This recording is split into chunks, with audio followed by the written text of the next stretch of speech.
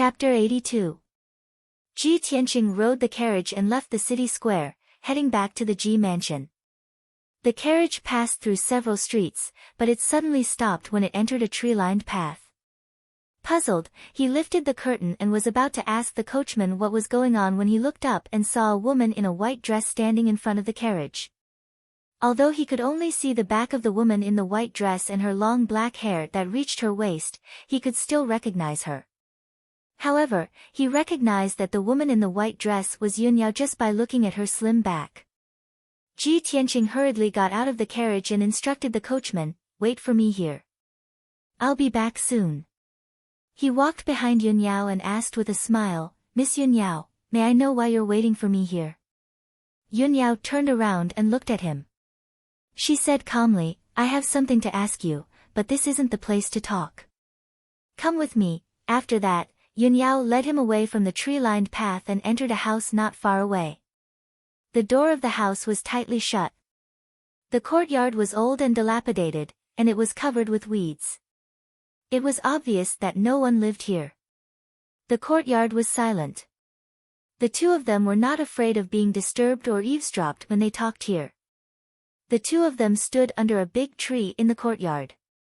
Yunyao then said to Ji Tianqing, "Congratulations on winning first place in the tournament. You will be my junior martial brother when you enter our sect." Ji Tianqing smiled faintly and cupped his hands towards her. "Then I'll thank senior sister here. In the future, I'll have to ask senior sister to guide me." Of course, he was just being polite on the surface. He didn't take it seriously. He understood that if he wanted to have powerful strength and a noble status, he could only rely on his own hard work. Moreover, he knew very well that Yunyao didn't stop him halfway to congratulate him for winning first place in the tournament. She must have something else to say. As expected, Yunyao looked at the black dragon sword in his hand. After pondering for a moment, she asked, "Junior brother, can you let me have a look at your sword?" Ji Tianqing's expression did not change, but his heart was secretly vigilant. No wonder she wanted to stop me halfway, so she was interested in my black dragon sword. Could it be that she saw through the secret of the black dragon sword? Thinking of this, he quickly smiled at Yunyao and declined, "Senior sister Yunyao, as the #1 genius of the Tianjin region, you are naturally knowledgeable and have seen all kinds of divine weapons. This sword of mine is just an ordinary sword. It can't even enter senior sister's eyes. How about this? My Ji clan makes a living by forging weapons. I'll go back to the mansion and get 2 swords for senior sister to look at." Before he could finish, Yunyao calmly rejected him. No need. Of course, she could see that Ji Tianqing did not want her to look at the black dragon sword and wanted to deliberately change the topic. However, she would not force Ji Tianqing and said with a calm expression, "Since junior brother is unwilling to part with it, then let's forget about it. In addition, I will be returning to the sect in 3 days. It will take at least half a month to reach the sect from the Qingyun kingdom. If you want to arrive earlier, you might as well travel with me." If it was an ordinary person, it would take at least half a month to reach the Sky Pillar sect.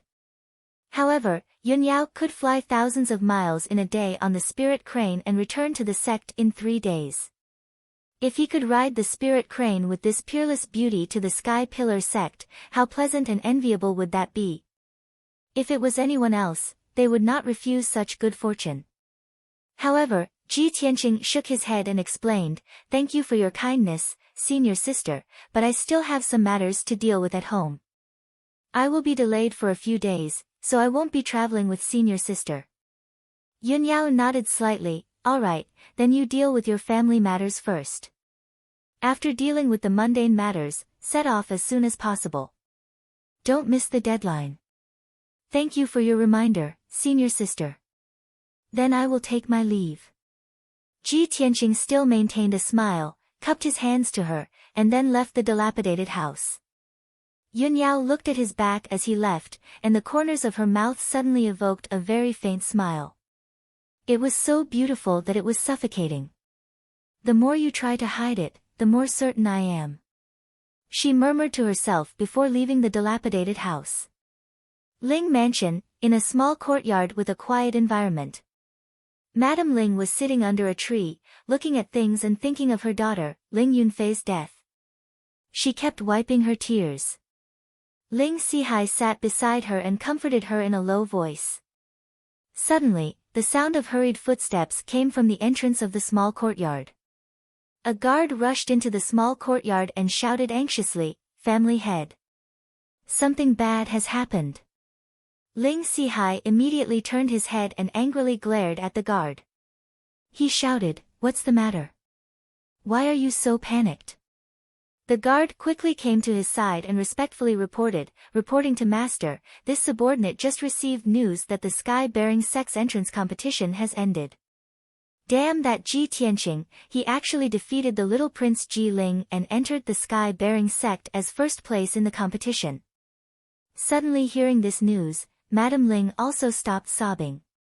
She stared in shock and anger and shouted, "What? That's impossible. That damn little bastard, how could he enter the sky-bearing sect and even win first place in the competition?" Ling Sihai also had an angry look on his face. He asked the guard in a deep voice, "Is this true?" The guard quickly nodded and said, "Of course it's true. The competition was held in the city square, and tens of thousands of people saw it clearly. Now the news has already spread in the imperial city." Ling Sihai also knew that this matter couldn't be fake. He was so angry that his face turned ashen, and his fists cracked. Ji Tianqing, that little bastard. He entered the sky-bearing sect as first place in the competition, so he will definitely be heavily nurtured by the sky-bearing sect. Now that he has the identity of a disciple of the sky-bearing sect, it will be difficult for us to make a move on him. Madame Ling was also so angry that her face turned cold, and her eyes surged with an ominous glint. Even if Ji Tianqing becomes a disciple of the sky-bearing sect, we can't let him go. No matter what, I will kill him and let him be buried with our daughter. She frowned and thought for a while. Suddenly, she thought of someone and had an idea. "Master, I have an idea. We can ask you, for help and let him deal with Ji Tianqing." "Humph. Ji Tianqing, that little bastard, does he think that he can save his dog life by entering the sky-bearing sect?" Wishful thinking. Ling Sihai frowned in puzzlement and subconsciously asked, "Which you, Madame Ling quickly explained, "Which you, can it be? Of course it's Fei Fei's cousin, Jian Yu." "Jian Yu?" Ling Sihai was startled for a moment before suddenly coming to a realization. "That's right. How could I have forgotten about him? Jian Yu is also a martial arts genius. He entered the sky-bearing sect 3 years ago. Now, his position in the sect must be extraordinary. Madam, I will write a letter to you, now. I must deliver the letter to you, before Ji Tianqing arrives at the sky-bearing sect." Chapter 83. On the way back to the Ji mansion, Ji Tianqing was delayed by Yun Yao. By the time he returned to the Ji mansion, it was already noon. At this time, the news of him defeating the young prince Ji Ling and winning first place had already spread throughout the imperial city. Everyone in the Ji mansion had also heard the news. Countless people were overjoyed and very excited. When Ji Tianqing stepped into the Ji mansion, the steward had already brought many Ji family members to respectfully wait for him. Seeing that the Ji family members were in high spirits, he casually said a few words and dismissed them. After returning to the cool breeze courtyard, he immediately sent a letter to the vice hall master, Mu Shan, to discuss matters. The entrance competition was over, and he had successfully won first place, becoming famous in one fell swoop. Now, it was time to resolve the Ji family's internal problems. A moment later, Mu Shan rushed into the courtyard like the wind and saluted him. "Greetings, young master." Ji Tianqing waved his hand, indicating for him to be less courteous. With a grave expression, he asked, "Mu Shan, is second elder in the mansion?" Mu Shan hurriedly reported, reporting to young master, just a quarter of an hour ago, second elder and Ji Hao secretly escaped from the imperial city. However, this subordinate has been following young master's orders and has been secretly following them. Ji Tianqing furrowed his brows as a cold glint flashed in his eyes. It's just as I expected. I had long expected that Ji Rufeng and his son would escape. Now that I am the family head, I hold the power of the Ji family, I have won first place in the competition, and I have become a disciple of the Sky Pillar sect. Ji Rufeng can no longer do anything to me. I was just about to give the order to capture him and punish his crimes in public, but he fled in fear of punishment. Humph. Mu Shan hurriedly took out a stack of papers and a small jade bottle from his sleeve and handed them to Ji Tianqing. Young master, these are some criminal evidence that I found in the secret compartment of second elder's secret chamber. Please take a look. Ji Tianqing took the papers and jade bottle and carefully examined them. Those few slips of paper were the secret letters between Ji Rufeng and the young prince, Ji Ling, as well as the receipts for the secret weapon transactions. In the small jade bottle, there was still half a bottle of medicinal powder that had not been used up. It was the supplementary medicine for the energy-destroying powder. Ji Tianqing had long suspected that someone from the Ji clan had secretly poisoned his father, Ji Changkong. That was why his father was poisoned on the day the Ling clan came knocking on their door. Now that he saw this half bottle of medicinal powder, he finally confirmed that the person who poisoned him was second uncle, Ji Rufeng. The evidence is conclusive. Ji Rufeng, I'll make you pay with your blood this time. Ji Tianqing's face was filled with rage as he bellowed. He immediately ordered, Mu Shan, leave a few experts behind to keep an eye on the managers in the mansion. Don't let them escape. Gather the men immediately. I will personally lead a team to hunt down Ji Rufeng. We absolutely cannot let him escape. Understood. Mu Shan cupped his fists and accepted the order. He immediately left the room to gather the experts of Shadow Sword Hall. Ji Tianqing also hurriedly left the cool breeze courtyard. He found a chasing wind horse and prepared to set off. Currently, his father was heavily injured and was in seclusion. He would soon be heading to the Sky Pillar sect. The Ji clan would have no one to oversee the situation.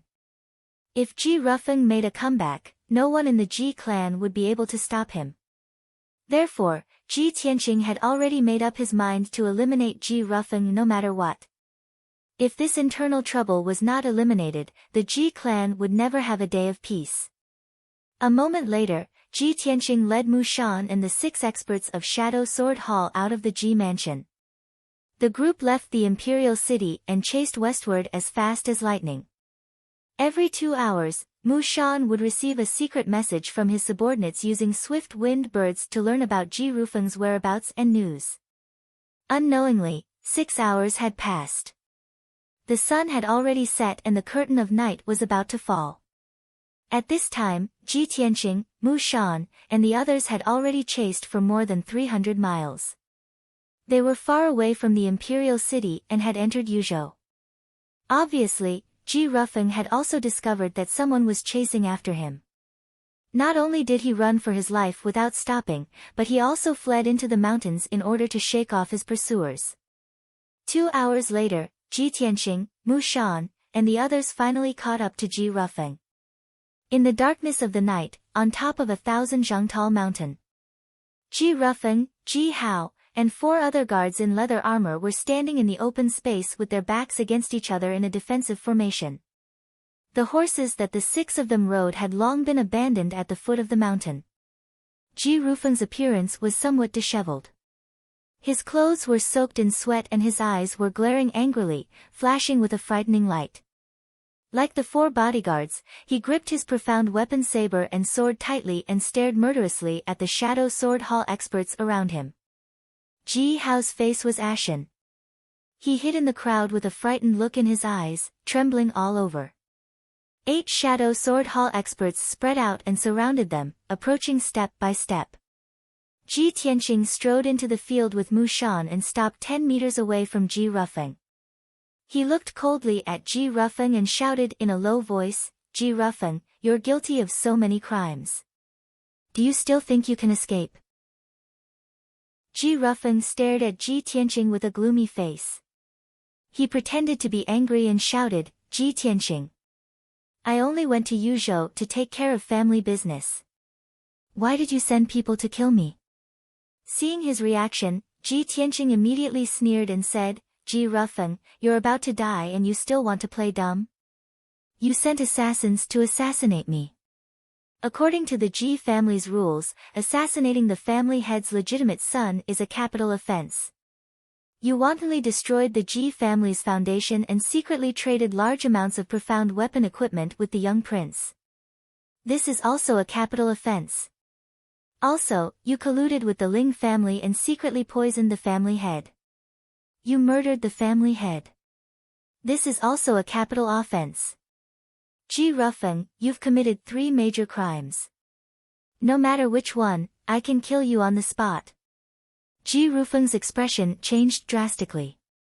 Deep hatred flashed through his eyes. However, he still refused to admit his crimes. He even quibbled, "Ji Tianqing, this is only your side of the story. You want to punish me? Do you have any evidence?" "Without any evidence, on what basis did you send people from Shadow Sword Hall to kill me? You want evidence?" Ji Tianqing sneered. He waved his hand and threw a stack of paper and a jade bottle in front of Ji Rufeng. "This is the evidence. Open your dog eyes and look carefully." When Ji Rufeng saw the stack of paper and jade bottle, he didn't need to read the contents to know that he had been completely exposed. His expression became ferocious as he shouted in a venomous tone, "Ji Tianqing, I underestimated you. Originally, today was supposed to be the day of your death. But I didn't expect that a piece of trash like you could rise again and defeat the young prince to take first place in the family competition. I really regret not killing you earlier. If you hadn't interfered, my plan would have been completed long ago. I would have taken back the family head position that should have belonged to me." Ji Tianqing's expression was cold as he shouted, "Ji Rufeng. All these years, even though you've run amok and wantonly embezzled the Ji family's assets, my father still didn't do anything to you out of brotherly affection. My father treated you like a brother, but you repaid his kindness with enmity. Not only did you plot to usurp the family head position, but you also wanted to kill us father and son. You've committed a heinous crime. Death is not to be regretted. Tonight, I will clean house for the Ji family." Chapter 84. Hearing Ji Tianqing's words, Ji Rufeng laughed maniacally. He roared like a madman, "Bullshit! How am I inferior to your father? I'm the second son, and the position of patriarch should be mine. Why should I pass it to your father? It's your father, Ji Changkong, who took away everything that belonged to me. He's the one who deserves to die."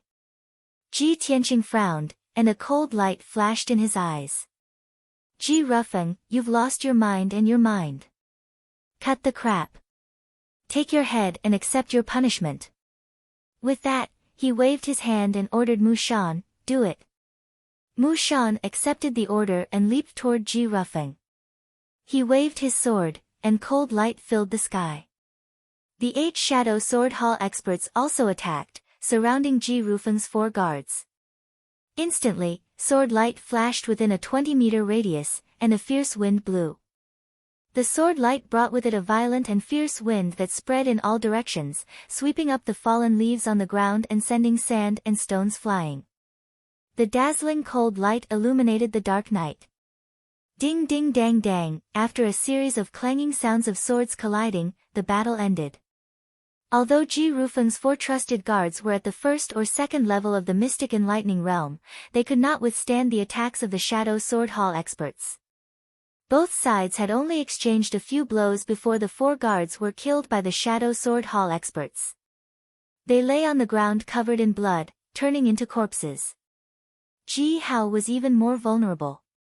His chest had been pierced by a sword light in the chaotic battle, and he died on the spot.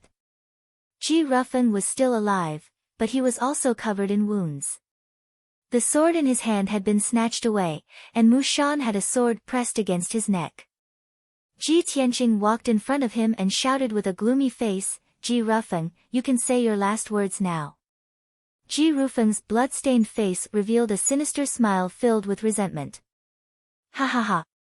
Ji Tianqing. Even if I die here tonight, you and your father won't live for long. You'll be buried with me sooner or later. I'll wait for you in the Yellow Springs. Someone will avenge me. Ha ha ha."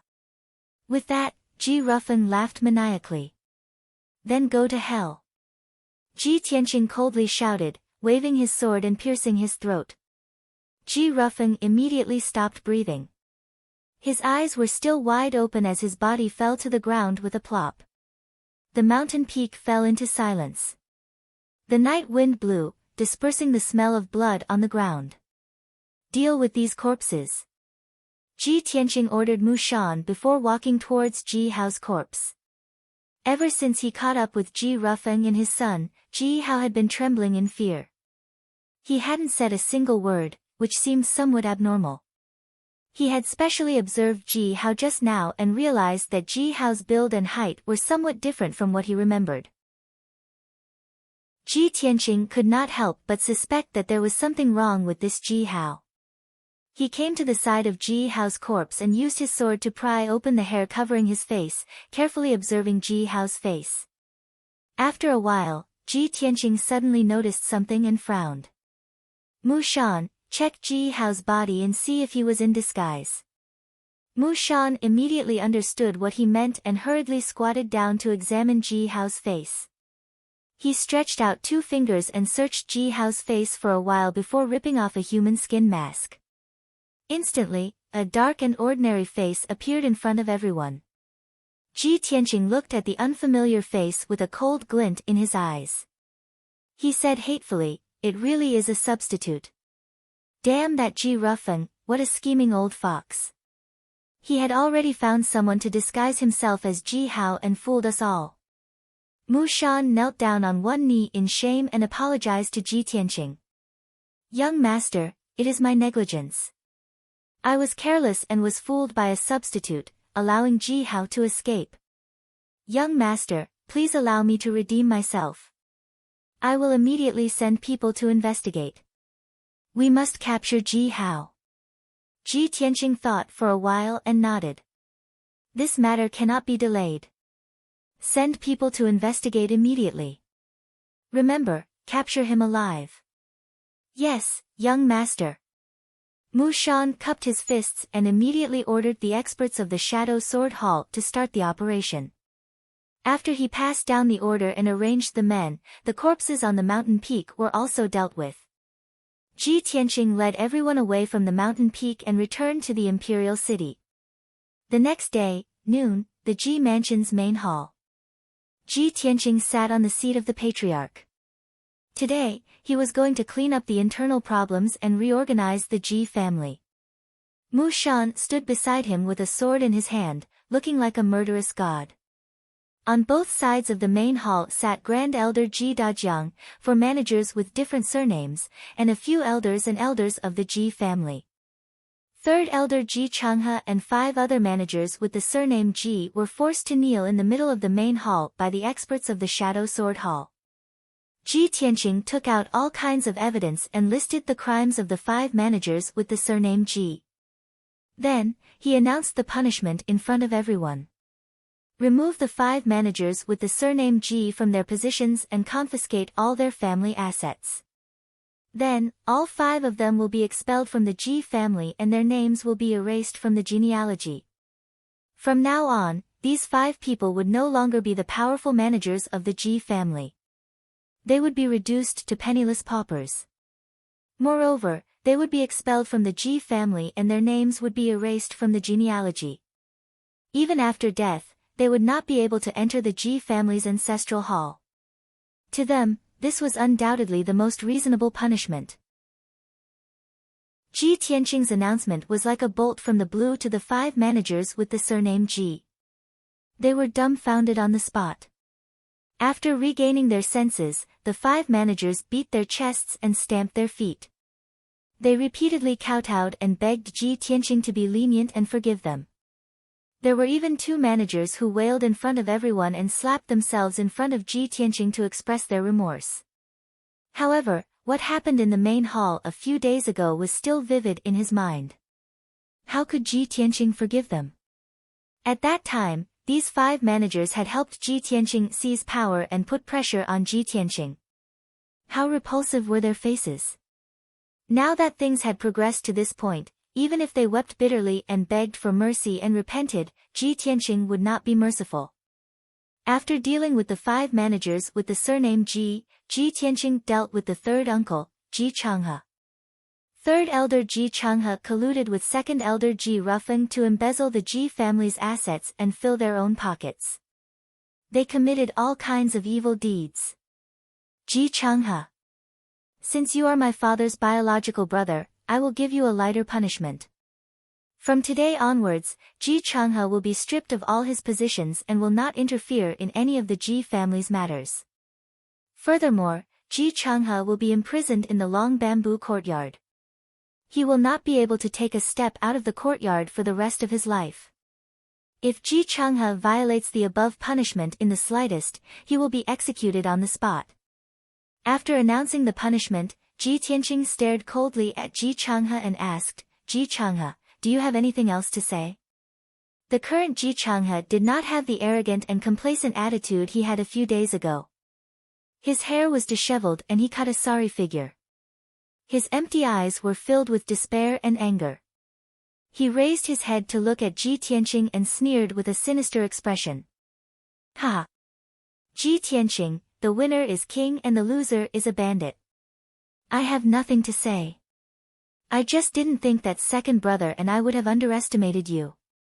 You are only a 17-year-old youth, but your methods are more decisive and ruthless than your father's.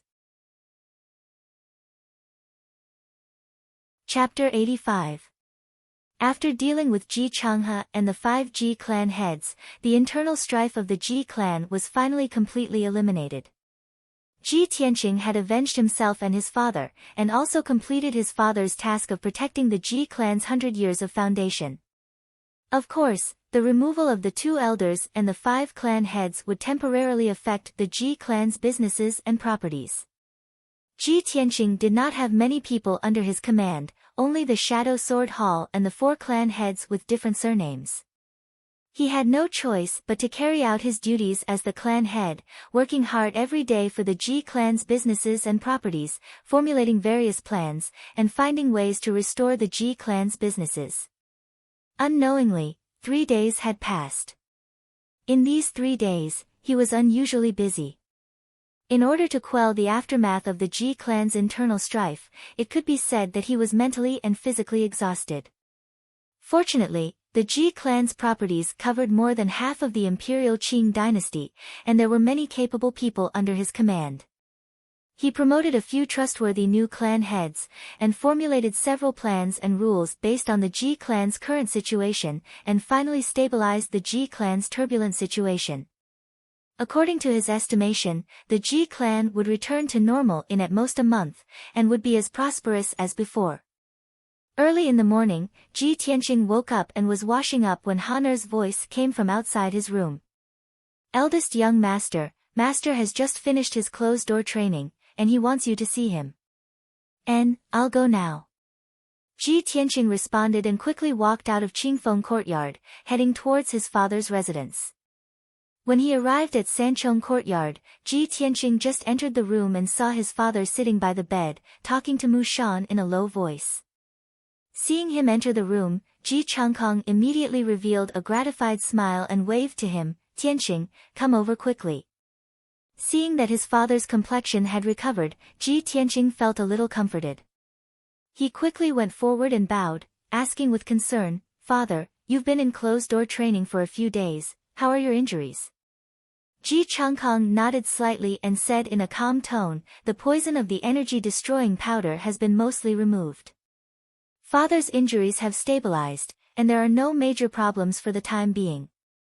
Only then did Ji Tianqing feel relieved. He smiled and said, "Father, many things have happened in the manor while you were recuperating in seclusion. Let me tell you slowly." Ji Changkong shook his head and said with a smile, "Tianqing, Mu Shan has told me everything that has happened in the past few days. I really didn't expect that you would actually recover your strength, pass the test of the family's forbidden area, and succeed as the family's patriarch. He even passed the Sky Pillar sex competition and won first place. That's great. I already knew that you wouldn't disappoint me. You would protect the Ji family's 100 years of foundation and rise again, becoming famous throughout the world." Speaking up to this point, Ji Changkong's emotions were somewhat agitated. His heart was filled with deep shock. Ji Tianqing being able to pass the test of the family's forbidden area had already surprised him. When he entered the family's forbidden area, he was at the 6th stage of the Tongxian realm, but he was still beaten black and blue by the black dragon. He only managed to obtain the blue crystal after a close shave with death. Not only did Ji Tianqing pass the test, but he also wiped away his shame in the Sky Pillar sex entrance competition and won first place, becoming famous throughout the Imperial Azure dynasty. As a father, how could he not feel proud of his son? In addition, Ji Tianqing was able to control the huge Ji family at the age of 17. He even used thunderous methods to eliminate the Ji family's internal problems. This made Ji Changkong feel even more incredulous. Seeing his father's emotions and amazement, Ji Tianqing smiled and said with concern, "Father, although there are some unavoidable disturbances in the family's property and business after I eliminated the internal problems, I have already made arrangements. The current situation has already stabilized.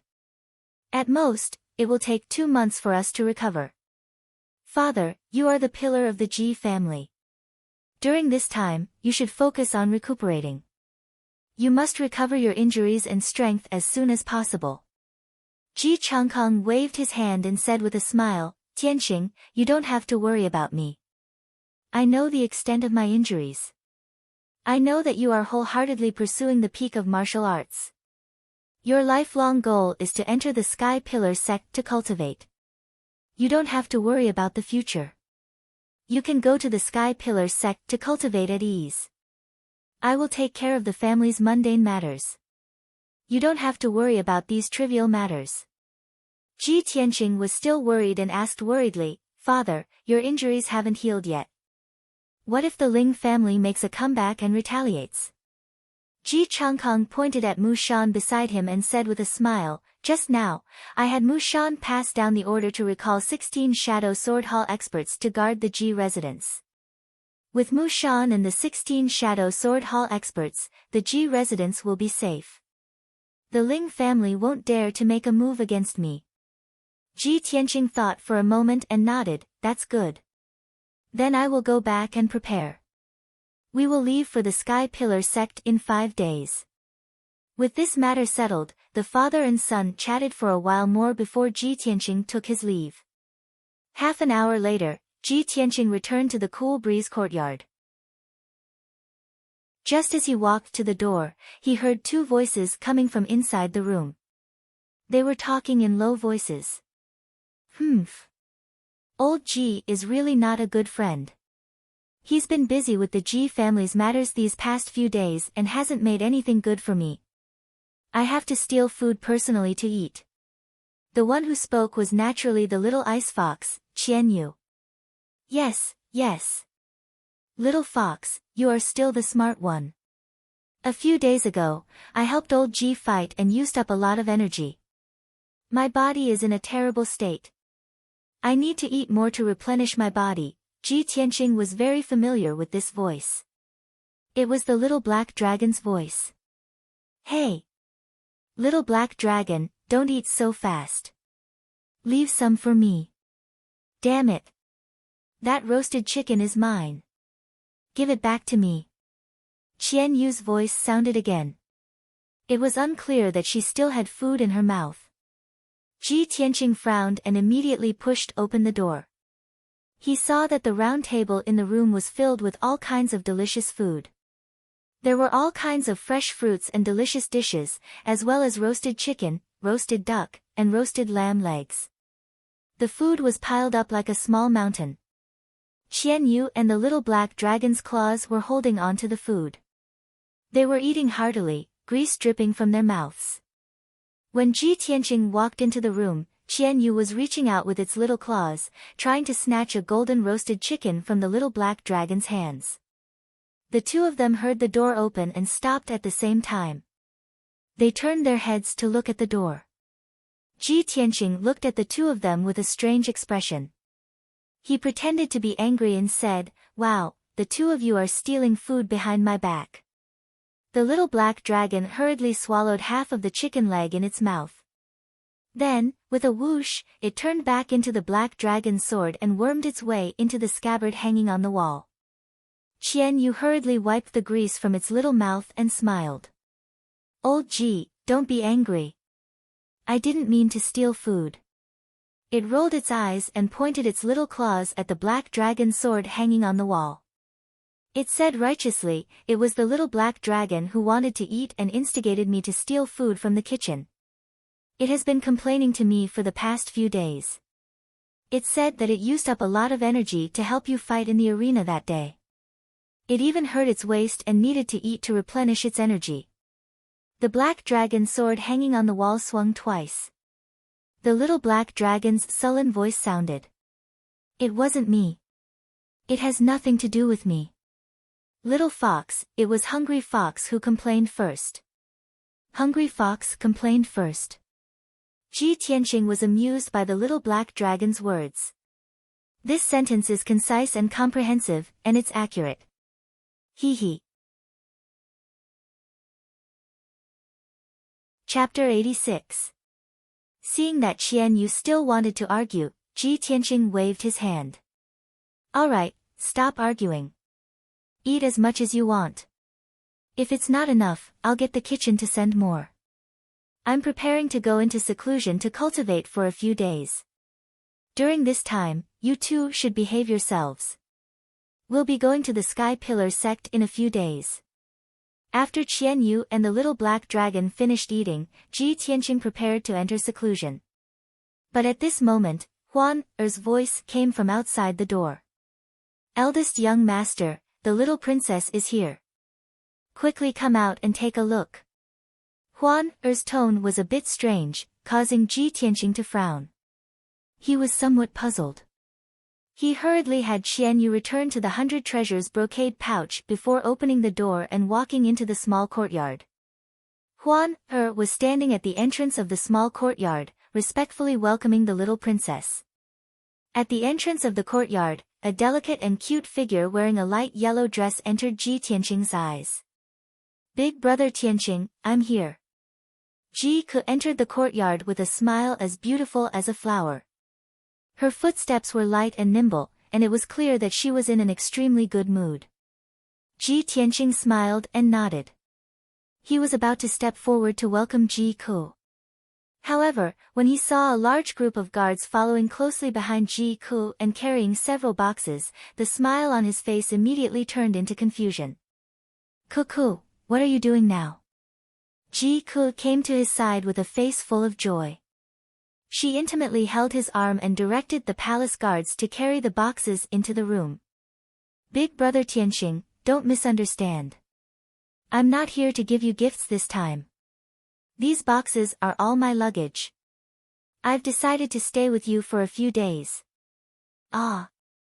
Ji Tianqing's expression became a bit strange. "Ke, this isn't good, is it? You're an unmarried princess, and you're coming to stay with me. If the news gets out, there will definitely be a lot of rumors." Ji Ke's face was full of smiles. Clearly, she didn't care about the negative effects. After the guards put down the boxes, she ordered them to leave the small courtyard. She pulled Ji Tianqing into the room. After sitting down, she smiled and said, "Big brother Tianqing, we'll be going to the Sky-bearing sect in a few days anyway. I'm bored staying in the palace for the next few days, so I'll stay here for a few days. It'll be convenient for us to set off together." "What's wrong? Big brother Tianqing, are you unwilling? Am I too abrupt and presumptuous? If Big brother Tianqing finds me annoying, then I'll just move out, as she spoke, she pouted. Her beautiful face revealed a wronged expression, and a layer of mist appeared in her clear eyes. Ji Tianqing quickly smiled and pinched her cute little face. He comforted her and said, "Ku, you misunderstood me. Why would I find you annoying? You're right. You can stay here for the time being. In a few days, we'll head to the sky-bearing sect together." Only then did the wronged expression on Ji Ku's face disappear and she revealed a sweet smile. "And, I knew it. Big brother Tianqing is the best." Ji Tianqing smiled and nodded. Then, he had Huan, tidy up a room for Ji Ku and prepare a place to stay. Only the two of them were left in the room. Ji Ku leaned over to Ji Tianqing's ear and whispered, "Big brother Tianqing, I have something to tell you. This morning, people from the sky-bearing sect brought my imperial uncle out of the imperial city and set off for the sky-bearing sect." Hearing this news, Ji Tianqing immediately frowned. Little Prince Jiling. He actually went with the people from the sky-bearing sect to the sky-bearing sect?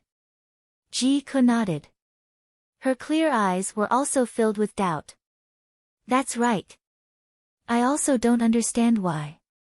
It's reasonable to say that you, the first place of the tournament, should be valued by the sky-bearing sect. They should be bringing you along." Ji Tianqing remained silent. His eyes were surging with thoughts. He kept feeling that something was wrong.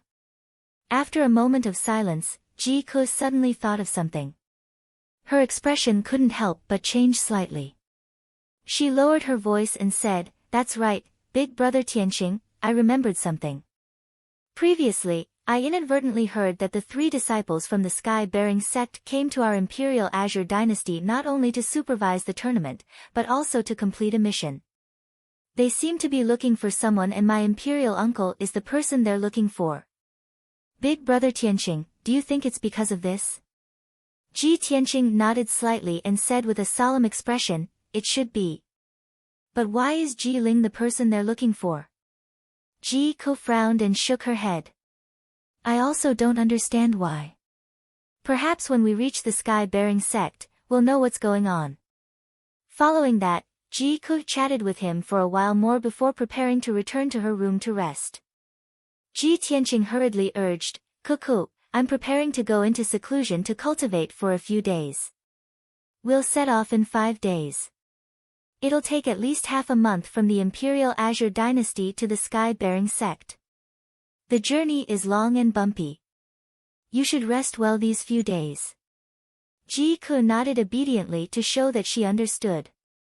She bid farewell to him and returned to her room. Ji Tianqing also entered the secret underground chamber. He took out many pills and swallowed them before he began to cultivate. 2 days ago, he took the time to go to the martial arts hall and tested his strength again. Now, he already had the strength of the 5th level of the true element realm. Moreover, the sword embryo in his body was growing stronger day by day. His strength was still rapidly increasing. Ji Tianqing considered and prepared to cultivate the 3rd level of the sword heart Dao. He wanted to refine the 9 main meridians in his body into a sword vein. Although his meridians had been transformed by the red star flower's medicinal power, his meridians were much tougher and stronger than ordinary people. However, this was far from enough. It was difficult to support the powerful sword qi and the circulation of his true essence. Only by refining the 9 main meridians into a sword vein could he circulate his true essence more smoothly and control the sword qi more freely. In the dark secret chamber, Ji Tianqing sat cross-legged in the essence-gathering array. His hands formed the sword-controlling art as he began to cultivate. The medicinal pills that he had just consumed were also catalyzed by his true essence and emitted a majestic medicinal power. The medicinal power flowed endlessly in his meridians, strengthening his true essence and sword embryo. He circulated his qi and cultivated for 9 cycles, and a day had passed. A day of bitter cultivation had increased his strength by a few notches. The sword embryo had also grown significantly. He was about to consume another medicinal pill to cultivate and his body suddenly stiffened. His consciousness was sucked into the mysterious black hole in his dantian and into Kenshin's tomb. Swoosh! Ji Tianqing's consciousness entered a cold and dark space. He looked around and realized that he was no longer in the vast wilderness. Instead, he was under the indomitable pitch-black sword steel. The ancient sword steel that was tens of thousands of feet tall was as majestic as before. It emitted a majestic aura that could suppress heaven and earth. The 4 blood-red words on the sword steel emitted a domineering and sharp sword essence that seemed to be able to tear the sky apart.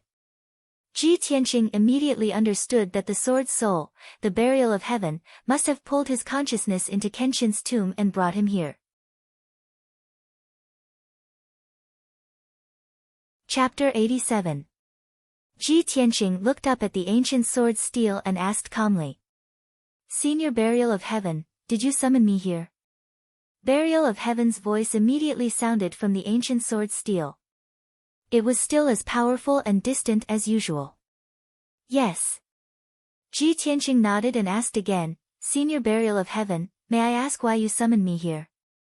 Burial of Heaven said in a low voice, Boy, although you can cultivate the path of the sword heart and have reached the beginner level, you are still a human being. Your innate talent is limited, and you are destined to only be able to reach the 3rd level of the path of the sword heart. You will never be able to reach the 4th level. Although your comprehension is passable and your heart is firm enough, you do not have a strong enough constitution and bloodline. You are destined to not achieve much. Hearing this, Ji Tianqing could not help but frown and ask, Senior Burial of Heaven, did you summon me here to persuade me to give up on cultivating the path of the sword heart? Burial of Heaven was silent for a moment before saying, although you are very weak and have a low aptitude, from what I know about you, you are determined and persistent. You will definitely not give up on cultivating the path of the sword heart. Ji Tianqing nodded and said in a firm tone, That's right. Cultivating the path of the sword heart is the only way for me to become stronger. I will never give up. After a pause, he looked at the sword steel with shining eyes and asked, Senior Burial of Heaven, since you have pointed out my flaws, you are willing to tell me these secrets. You must have a way to solve my innate talent, right? Burial of Heaven said in a low voice, Yes, you are very smart. Since you have successfully cultivated the path of the sword heart with a human body, you can be considered to have some connection with Kenshin.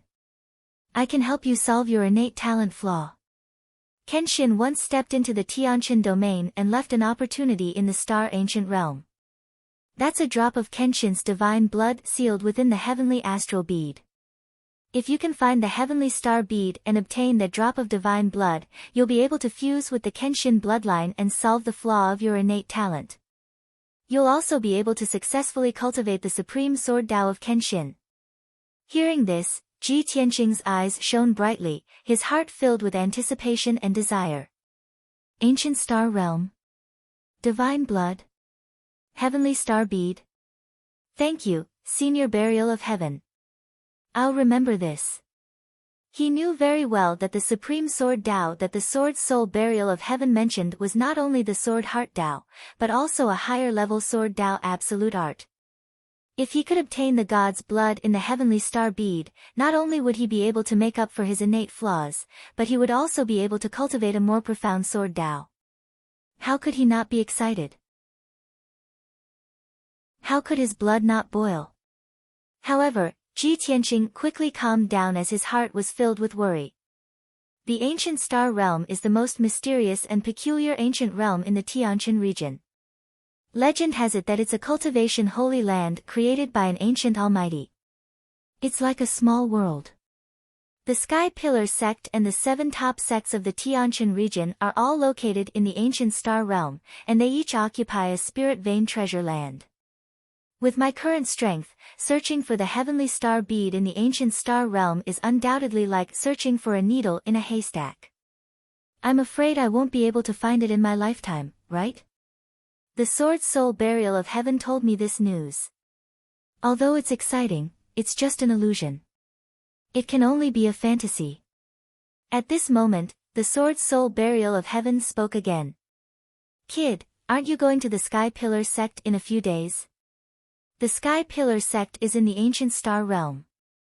After you settle down in the Sky Pillar sect, do your best to find the heavenly star bead. If you want to master Kenshin's supreme sword Dao and become a supreme expert like Kenshin, you only have one path to take. Ji Tianqing frowned and asked doubtfully, Senior Burial of Heaven, how do you know that I'm going to the Sky Pillar sect in a few days? The Sword Soul Burial of Heaven let out a low chuckle. Hee, I'm in your body. I know everything about you. Otherwise, how could you have survived in the Taiyi mountain range and even subdued that little heavenly fox? Ji Tianqing came to a realization and felt even more respect for the Sword Soul Burial of Heaven. Oh right, Senior Burial of Heaven, you said that Qian Yu is a little heavenly fox. Can you tell me more about it? The Sword Soul Burial of Heaven said indifferently, it's just a divine beast, heavenly fox. Although it's one of a kind in this world, when I was in the upper realm. At this point, it suddenly stopped and didn't continue. In short, it's also a great opportunity for you to subdue that little heavenly fox. It will be a great help to you in the future. Since the Sword Soul Burial of Heaven didn't want to say more, Ji Tianqing didn't ask any more and nodded to show that he understood. Thank you for your advice, Senior Burial of Heaven. Senior Burial of Heaven, you told me so many secrets today and even helped me think of a way to solve my innate talent defect. You must have your reasons. Ji Tianqing knew very well that there was no such thing as love or hatred for no reason in this world. The Sword Soul Burial of Heaven didn't have any friendship with him, but it was willing to tell him so many secrets and help him come up with ideas. It must have other motives. Sure enough, the Sword Soul Burial of Heaven didn't hide it and said truthfully, yes, part of the reason why I helped you is because you have some relationship with Kenshin. And the main reason is that I need you to grow stronger quickly and help me obtain a stronger primordial chi so that I can gradually awaken. The primordial chi I obtained from the little heavenly fox was too weak. It could only keep my soul from being destroyed, but it couldn't really awaken. Hearing this, Ji Tianqing raised his eyebrows and smiled. Senior Burial of Heaven, since that's the case, then this is a deal between us. You guide me in cultivating Kenshin's supreme sword Dao, and I help you recover your primordial chi after I become stronger. How about it? The Sword Soul Burial of Heaven suddenly chuckled in a mocking tone. The sword steel also burst forth with a soaring sword intent, causing a fierce wind to blow in the sky. Ha ha ha, a lowly human boy dares to make a deal with me?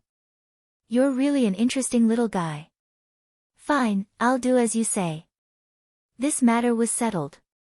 The ancient sword steel burst forth with an invisible force and sent Ji Tianqing's consciousness out of Kenshin's tomb. Swoosh! His consciousness returned to his body, and he opened his eyes. Star Ancient Realm, Heavenly Star Pearl, Kenshin's blood. I will never give up on the Sword Heart Dao.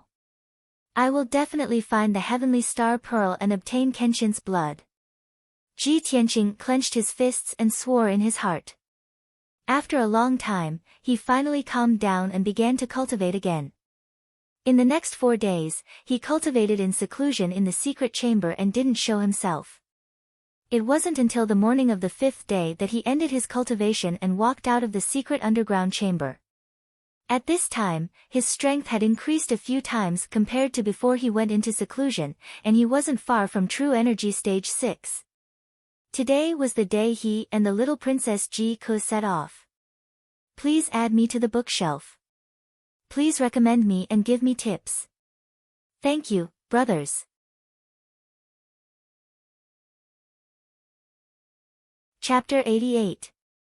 Early in the morning, the Ji residents prepared a carriage for Ji Tianqing and Ji Ke. Other than the 2 coachmen, there were also 4 bodyguards who would escort them to the Sky Pillar sect. Ji Changkong personally led the Ji family to send Ji Tianqing and Ji Ke out of the Ji residence and waved goodbye to them.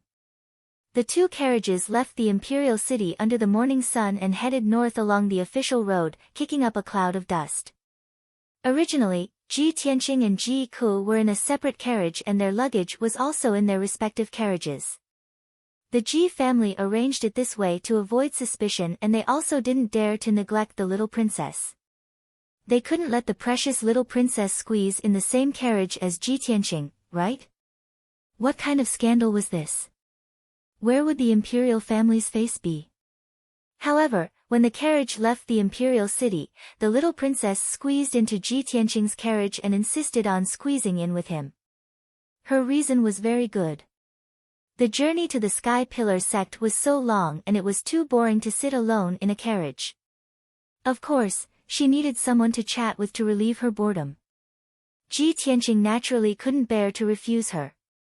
Seeing her smiling face and her extremely good mood, he chatted with her along the way. In the afternoon, Ji Ku was a little tired and didn't chat anymore. She lay in Ji Tianqing's arms and dozed off. Ji Tianqing naturally wouldn't wake her up. He even changed into a more comfortable position and hugged her as he quietly pondered. When night fell, the two carriages drove into a small town. Everyone found an inn to stay in and rest. Early the next morning, everyone rested well and replenished their water and food before continuing on their journey. From the Imperial Azure Kingdom to the Star Ancient Realm where the Sky Pillar sect was located, they had to pass through two kingdoms. Fortunately, they were on the main roads of the various kingdoms and the carriage's speed was also very fast. They could travel 500 to 600 miles a day. 3 days later, the carriage drove out of the Imperial Azure Kingdom and entered the Maorong Kingdom. There were many mountains and rivers in the Maorong Kingdom. The scenery was magnificent and the culture was also very different from the Imperial Azure Kingdom. Ji Tianqing and Ji Ku sat in the carriage and enjoyed the scenery along the way. They chatted happily. This was especially true for Ji Ku, who had grown up in the Imperial Palace and rarely left the Imperial City. She had always been curious and yearned for the outside world. Leaving the Imperial Azure Kingdom for the Sky Pillar sect was the furthest journey she had ever taken in her life. With the person she loved by her side, she could broaden her horizons and increase her experience. Of course, she was excited and happy. After 3 days of interaction, her relationship with Ji Tianqing had become more and more intimate. Although Ji Tianqing took care of her as an elder brother, she had already regarded Ji Tianqing as her lover, so she did not avoid suspicion in the slightest. Now, Ji Ku had already fallen in love with this kind of life where he didn't have to care about other people's opinions and worldly etiquette when he was outside. She secretly prayed in her heart that it would be great if she could stay like this with big brother Tianqing forever. 9 days later, the carriage left Maorong State and entered the territory of Hengchuan State. As long as they crossed Hengchuan State, they would reach the ancient Star Realm. That evening, Ji Tianqing and the others entered a city called Fengyang City. The area of Fengyang City wasn't big, only about half the size of the Imperial City. However, the city was bustling with people coming and going. Even at night, it was still noisy. After all, Fengyang City was the only way to enter Hengchuan State. Many merchants from the Imperial Azure Kingdom and Maorong State had to pass by here to enter and exit Hengchuan State. After Ji Tianqing and the others entered Fengyang City, they stayed in the best inn in the city and rested there for the night. The inn was very big and there were many guests eating in the main hall on the first floor. There were all kinds of people and there were people from all walks of life. Ji Tianqing and Ji Ku led 2 guards into the main hall and sat down at a table to eat. Many of the young and middle-aged men in the surroundings widened their eyes when they saw the appearance of the little princess Ji Ku. They were stunned. After all, Ji Ku was the princess of the imperial family. Not only was she born beautiful and cute, but she also had a noble and graceful temperament. Even though she was only 15 years old, she was already a rare beauty. If she were to grow up a few years, she would definitely be an outstanding beauty. The surrounding men only dared to sneak a few glances at Ji Ku but did not dare to have any improper thoughts. When they saw Ji Ku and Ji Tianqing's manners and the guards beside them, they knew that these two were of noble status and should not be provoked. Ji Ku ignored the crowd's reaction and only had Ji Tianqing in her eyes. Following the principle of not talking while eating, she lowered her head and ate calmly. Only when she met Ji Tianqing's eyes did she reveal a cute smile. However, when the two of them were only halfway through their meal, a middle-aged martial artist dressed in a blue robe and carrying a sword on his back came to the table. This person was dressed as a guard, but his words and actions revealed a bit of arrogance. He ignored Ji Tianqing and cupped his hands to Ji Ku. He said in a neither servile nor overbearing manner, "Miss, my young master would like to invite Miss upstairs for a chat. Would Miss be willing to give him the honor?" After saying that, he raised his head and glanced at the heavenly private room on the second floor. Ji Tianqing and Ji Ku immediately frowned. They put down their bowls and chopsticks at the same time and raised their heads to look at the private room. In the exquisitely decorated private room, a handsome young man in a white robe was standing by the window and looking down at Ji Ku. The handsome young man was about 20 years old. He wore a jade crown on his head and his hair was tied up in a bun. His face was fair and handsome, and his whole body exuded a confident and noble aura. When he saw Ji Ku looking up, he even nodded slightly at Ji Ku and revealed a gentle and elegant smile. If it were any other ordinary girl, they would not be able to resist his gentle gaze and smile. Moreover, he was obviously a young man of noble status and strength. Which girl would reject his kind invitation? Unfortunately, Ji Ku was not an ordinary girl. That handsome young man was destined to be disappointed. She retracted her gaze and glanced at the middle-aged guard. Her tone was indifferent as she said, "Please tell your young master that I'm not interested and don't know him. I don't want to give him the honor." The middle-aged guard's expression changed instantly. His eyes were sharp as he shouted in a low voice, "Miss, do you know who my young master is? How dare you be so merciless?" Ji Ku glanced at him disdainfully and sneered disdainfully, "Why should I care who your young master is? What does it have to do with me? Also, do you know who I am? How dare you be so rude to me?" At this moment, Ji Tianqing ordered the guard beside him expressionlessly, "Long Wu, if this person dares to speak another word, throw him out." The guard named Long Wu was actually one of the Shadow Sword Hall's experts. He was a cold-blooded swordsman at the second stage of the mystic comprehending realm. Hearing Ji Tianqing's order, Long Wu stared coldly at the middle-aged guard. His entire body was emitting a chilling murderous aura. The middle-aged guard was so angry that his face turned ashen. However, he did not dare to fight with Long Wu in public to avoid being punished by his master. He raised his head and glanced at the handsome young man on the second floor before resentfully turning around and leaving.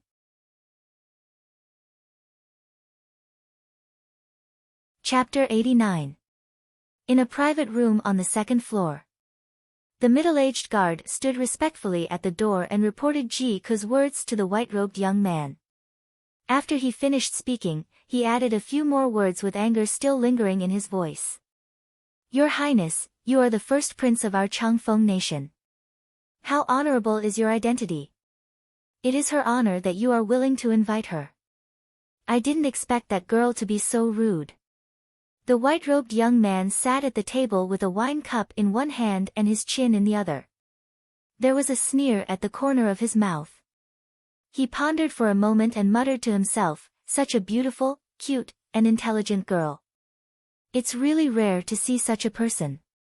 I have traveled all over Changfeng, Maorong, and other countries, but I have never seen such a lovable girl. Her beauty and intelligence can almost be compared to Xian Xian. However, she has a soft spot for that ordinary black-robed young man. What a pity." The middle-aged guard frowned and thought for a moment.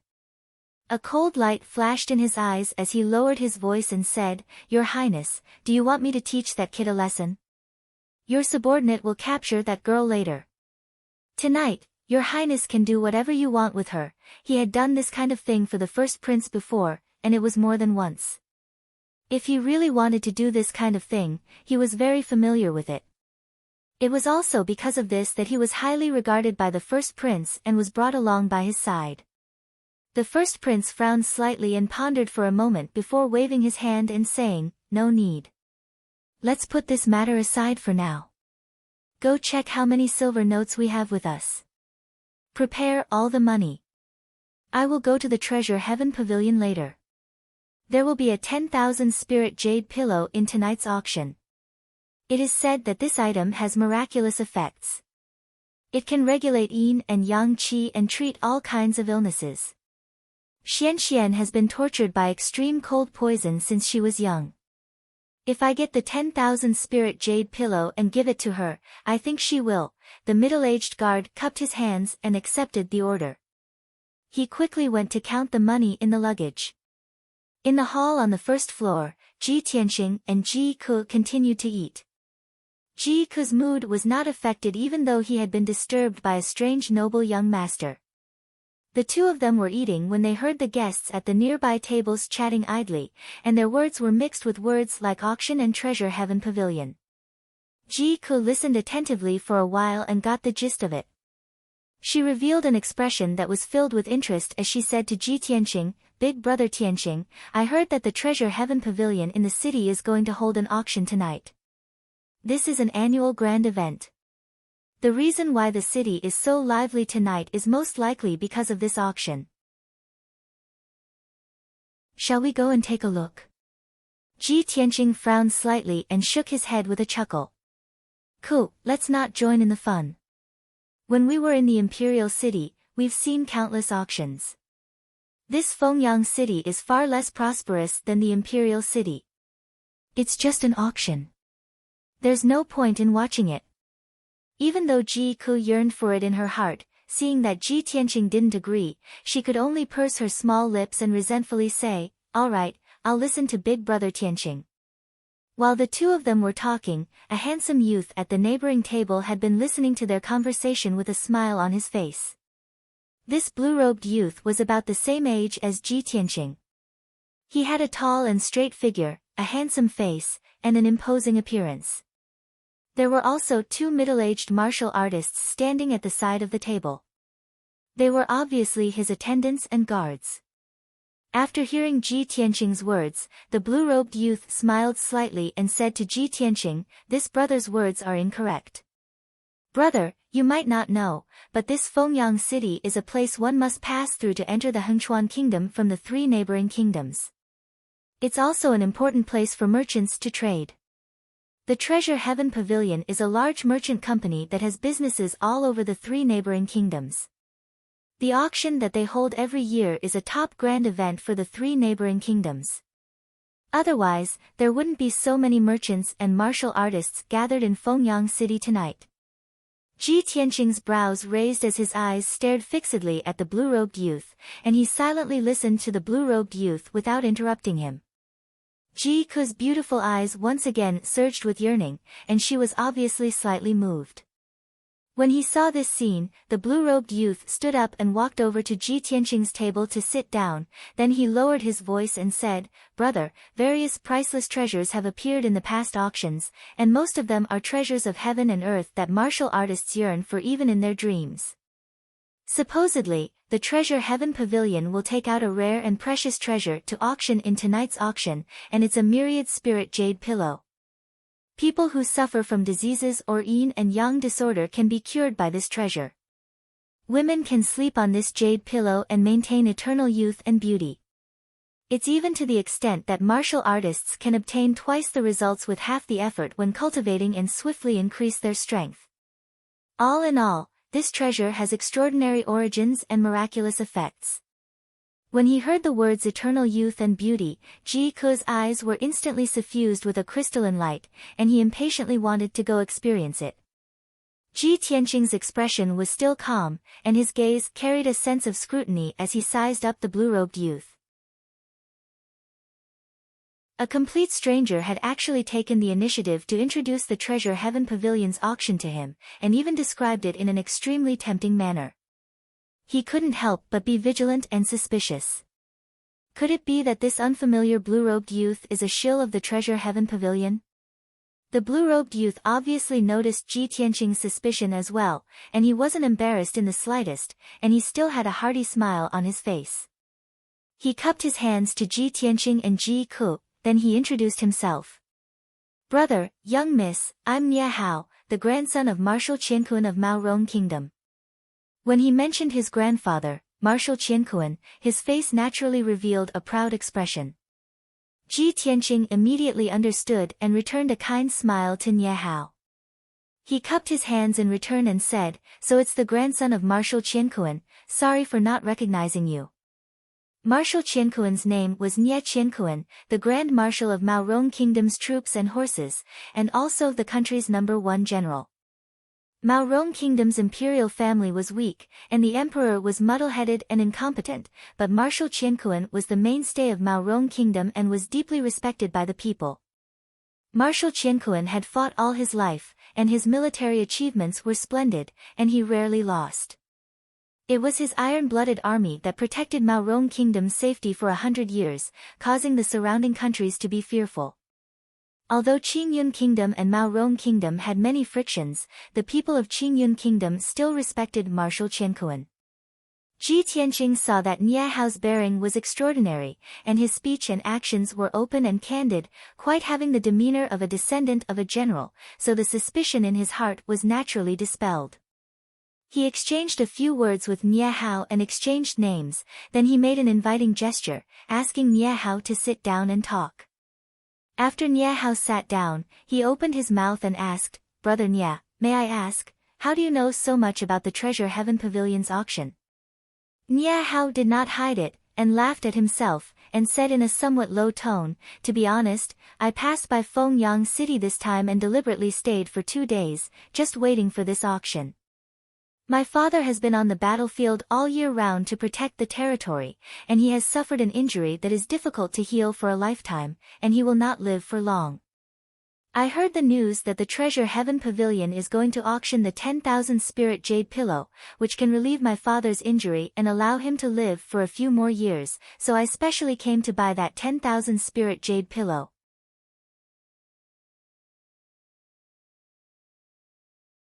Chapter 90.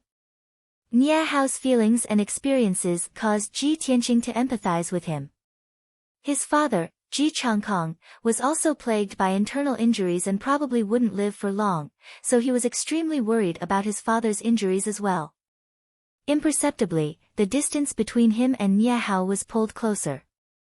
The two of them chatted for a while, and it was already 3:45 p.m. After a while, the Treasure Heaven Pavilion's auction would begin. Nie Hao stood up and bid his farewells, intending to leave the inn and rush to the Treasure Heaven Pavilion, and he invited Ji Tianqing and Ji Ku to go with him. Ji Ku really wanted to experience this grand event, and Ji Tianqing didn't want to dampen her spirits, so he nodded in agreement. The three of them left the inn and rode a carriage to rush to the Treasure Heaven Pavilion in the city. The Treasure Heaven Pavilion was located on the most bustling street in the city, and it occupied an extremely vast area. The few palaces and tall buildings were constructed with a grand and magnificent aura. When the three of them arrived at the Treasure Heaven Pavilion, the outside of the pavilion was already packed with people, and it was bustling and clamorous.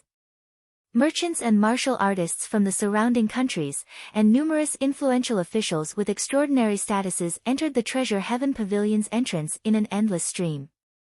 Ji Tianqing's group of 3 followed the crowd into the Treasure Heaven Pavilion, and they entered the auction venue after a short moment. The venue was an extremely spacious hall, and there was a circular high platform at the center area. It was the auction platform, and there were a few thousand seats in the surroundings. Besides this, there were over 100 exquisite private rooms on the second floor of the hall, and those were rooms that only wealthy and influential officials had the qualifications to sit in. Ji Tianqing and Ji Ku only came to join in the fun and broaden their horizons, so they casually found 2 seats in the hall and sat down. Nie Hao traveled with the two of them, so he naturally sat close to the two of them, and he sat beside Ji Tianqing. Nie Hao smiled lightly and reminded Ji Tianqing before the auction began. Brother Ji, many rare treasures will surely appear in the auction later. If you see a treasure that interests you, there's no harm in bidding for it. The rules of the Treasure Heaven Pavilion are that only gold and silver can be used. The silver notes of the surrounding countries can be used, but it can't be used as collateral. It was obviously not the first time Nie Hao had come to the Treasure Heaven Pavilion, and he was extremely familiar with the various matters of the auction. After hearing his explanation, Ji Tianqing and Ji Ku had an idea in their hearts. It didn't take long for the 2,000 seats in the hall to be filled. The time of the auction had arrived, and the auction had officially begun. An enchanting woman in a red dress walked up to the auction stage in the middle of the hall. This woman was about 30 years old. She was at her most mature, seductive, and feminine age. Her face was beautiful, and her figure was very hot. Her low-collared fiery red dress revealed a towering snow-white breast, which was very eye-catching. Ji Tianqing only took 2 glances at her before he felt a pinch on his waist. His expression changed slightly as he turned to look at Ji Ku beside him. He smiled awkwardly and said, "Ku, you, Big brother Tianqing, you're not allowed to look." Ji Ku pouted angrily, looking adorable. Ji Tianqing didn't know whether to laugh or cry, and he hurriedly explained. Cough. Ku, don't think too much. I just feel that the Treasure Heaven Pavilion's business methods aren't bad. Sending out such an enchanting woman to be an auctioneer will surely make a killing tonight. Nie Hao smiled lightly and nodded. Brother Ji is right. This woman is called Wild Rose, and she's one of the most renowned auctioneers in the Treasure Heaven Pavilion. Not only is she charming and enchanting, she's extremely skilled in stirring up the hearts of others. She frequently makes those influential and wealthy merchants that harbor ill intentions throw away money recklessly and compete for wealth here. Ji Tianqing nodded to indicate his understanding, and he didn't say anything further. Meanwhile, Wild Rose smiled charmingly and bowed to the guests, and then she used her clear and melodious voice to welcome the arrival of everyone and introduce the auction tonight. Not only was her voice pleasant and enchanting, but she was also full of witty words.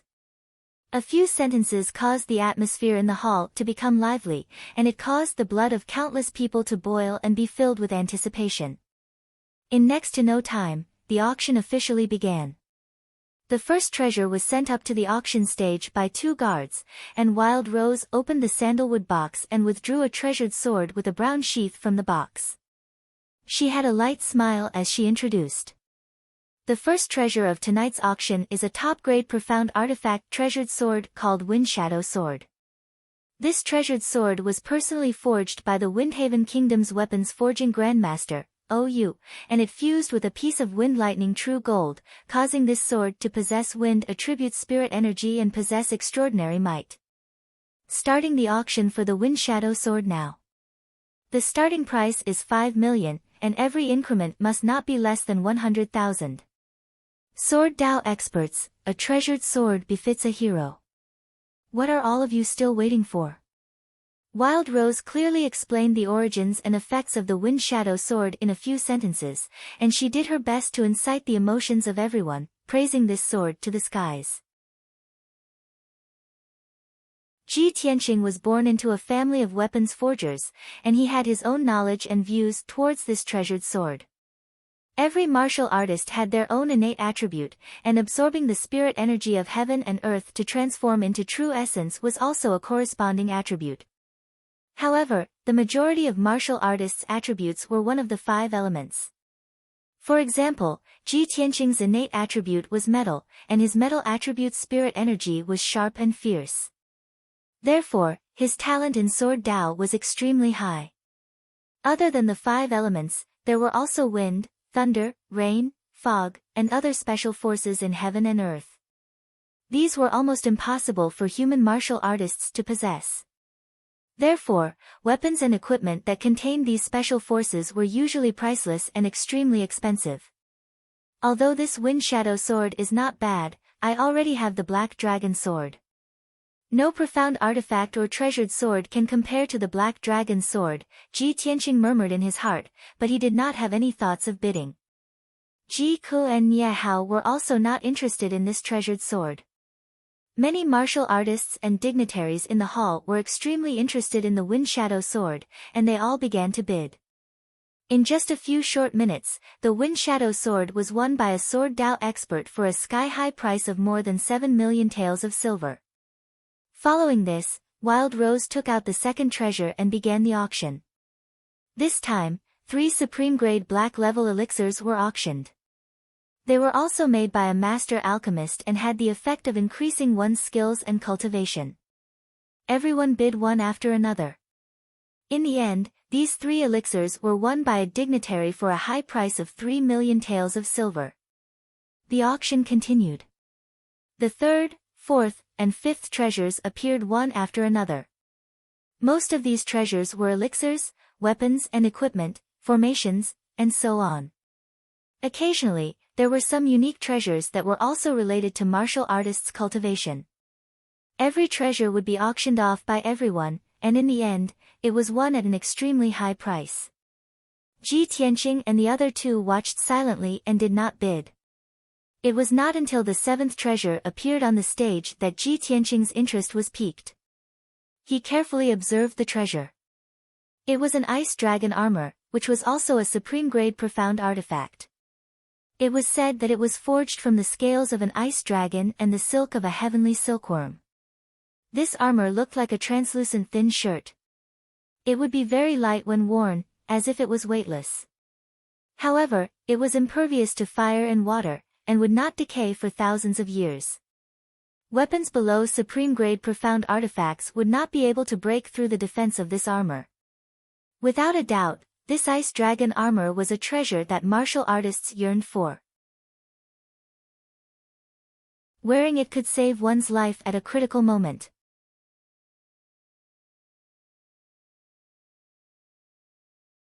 Chapter 91. Ever since the Sky Pillar sex entrance competition, Ji Tianqing had been eager to obtain a powerful armor. At that time, the young prince, Ji Ling, had worn the golden silk armor and was in an invincible position, making his sword light net completely harmless. If he hadn't used the black dragon sword, he really would have been helpless against Ji Ling. Therefore, after Ji Tianqing understood the effects of the ice dragon armor, he didn't hesitate to bid for it. The starting price of this armor was 4,600,000 taels of silver. There were more than 20 people bidding with Ji Tianqing.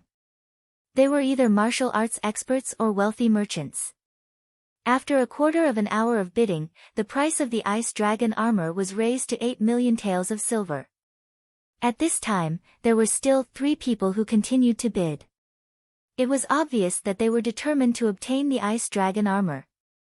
Ji Tianqing didn't hesitate to shout out a sky-high price of 10 million taels of silver without any change in expression, causing a commotion in the hall.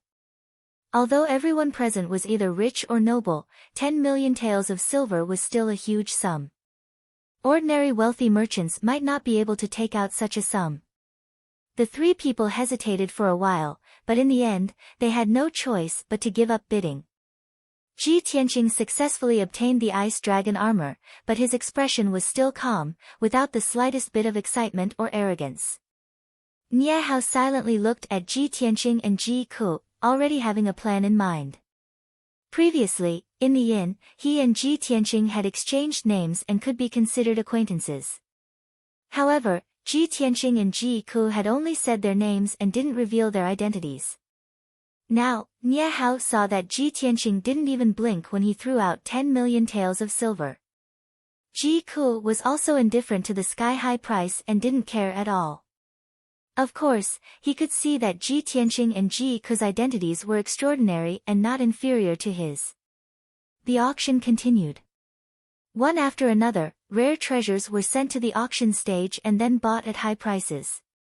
Unknowingly, 2 hours had passed and the auction was about to come to an end. Wild Rose announced with a smile, "Ladies and gentlemen, we will be auctioning off the last treasure of the night. This treasure is called the Myriad Spirit Jade Pillow. It is the finale of this auction. This 10,000 Spirit Jade Pillow has a very miraculous effect." As she introduced the origin and effects of the Myriad Spirit Jade Pillow, she took out a pillow-shaped, light green spiritual jade from the sandalwood box. The jade pillow emitted a sparkling and translucent light under the light. It was covered with a layer of dense green light, appearing extremely mysterious and illusory. Not only that, but the jade pillow also emitted a refreshing fragrance, and there was also a rich fluctuation of yuan qi. When everyone in the hall smelled the fragrance and was enveloped by the yuan qi fluctuation, their spirits were shaken and they felt refreshed. Everyone was far away from the jade pillow, but they could already feel the special effects of the jade pillow. If he could obtain this item, wouldn't he be able to use it to sleep every night? Wouldn't it be even more effective and beneficial to his body? Suddenly, the people in the hall were in an uproar, whispering to each other. Many people's eyes lit up as they rubbed their palms, eager to participate in the auction. However, when Wild Rose announced the starting price of this treasure, most of the people gave up and revealed resentful expressions. The myriad spirit jade pillow's starting price is 20 million. Each increment must be no less than 1 million. For a moment, everyone in the hall fell silent. Previously, when Ji Tianqing bid for the ice chi armor at a sky-high price of 10 million, it had already made everyone speechless. The starting price of this myriad spirit jade pillow was 20 million. It was definitely not something the people in the hall could afford. Many people thought to themselves that the only people who could afford this treasure were probably the big shots in the private rooms on the second floor. Ji Tianqing knew that Nie Hao had come to the auction this time for this myriad spirit jade pillow. When he heard the sky-high price of 20 million, he subconsciously glanced at Nie Hao. Nie Hao's face was calm, and there was no change in his expression. It was obvious that he was prepared. 21 million. His voice was calm as he bid. Everyone in the hall was a little surprised. They all turned to look at Nie Hao with puzzled and scrutinizing eyes. Perhaps they could not understand why Nie Hao was still sitting in the hall on the first floor when he had the money to bid for the myriad spirit jade pillow. At this moment, a few voices rose one after another from the private rooms on the second floor. 22 million, 24 million. 28 million. I bid 30 million. In a short while, the price of the myriad spirit jade pillow was raised to 30 million. Everyone in the hall had a drastic change in expression. They revealed complicated expressions and exclaimed in surprise and low voices. Nie Hao was still calm as he continued to bid. The bigwigs in the private rooms on the second floor also joined in the bidding. Another 15 minutes passed, and the price of the myriad spirit jade pillow was raised to a sky-high price of 50 million. At this point, there were fewer bidding voices. There were only two people left. One of them was Nie Hao, and the other young man's voice came from one of the private rooms on the second floor, 55 million. Hearing the young man's voice, Nie Hao frowned, and his face was solemn. He secretly clenched his fists and said in a low voice, 56 million. Ji Tianqing silently watched Nie Hao. He could see that it was difficult for him to make a bid. The price was probably about to reach his bottom line. The voice from the private room on the second floor was silent for a moment, and then it shouted again, 60 million. This item belongs to none other than me. There was no doubt that the mysterious young man on the second floor was also going all out. His voice was extremely imposing, and he wanted to defeat Nie Hao in one fell swoop. As expected, Nie Hao's body trembled. His face was extremely solemn. He pursed his lips and remained silent for a long time. In one of the private rooms on the second floor, a handsome young man in a white robe sat by the table. He supported his chin with one hand and played with an exquisite wine cup with the other. He was the one who had bid 60 million. The middle-aged guard standing beside him reminded him in a low voice with a solemn expression, "Your Highness, we only have this much money with us." He looked like he wanted to say something but stopped. He clearly wanted to remind the first prince not to casually raise the price. The first prince took a sip of wine, and a confident smile appeared on his face. Of course this prince understands. If the person downstairs raises the price again, this prince can only give up. But this prince's momentum is like a rainbow. The person downstairs is clearly unable to do anything. Does he still dare to raise the price? Ha ha ha, there is nothing this prince wants that he cannot obtain. The middle-aged guard nodded repeatedly, and his face was full of flattery. At the same time, Niahao was still silent. His expression was somewhat ugly, and his eyes were filled with unwillingness. But Wild Rose had already shouted, "The young master upstairs has bid 60 million. Is there anyone higher? If no one else bids, this 10,000 spirit jade pillow will belong to that young master." Ji Tianqing frowned slightly and asked Niahao in a low voice, "Brother Nia, this item is very important to you. Why are you not raising the price?" Niahao smiled bitterly and said helplessly, "I used all my strength and only prepared 58 million. I thought that would be enough, but I didn't expect." Ji Tianqing had already guessed that Niahao was not raising the price because he did not have enough money.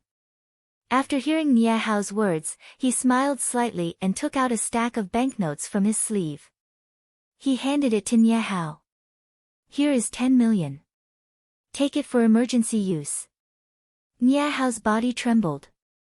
He looked at Ji Tianqing in astonishment, and for a moment, he did not know what to say.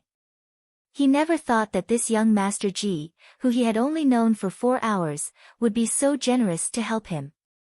This was definitely timely help. Niahao pursed his lips, and his eyes were filled with sincere gratitude. "Brother Ji, I, Niahao, will remember this kindness in my heart. I will never forget it."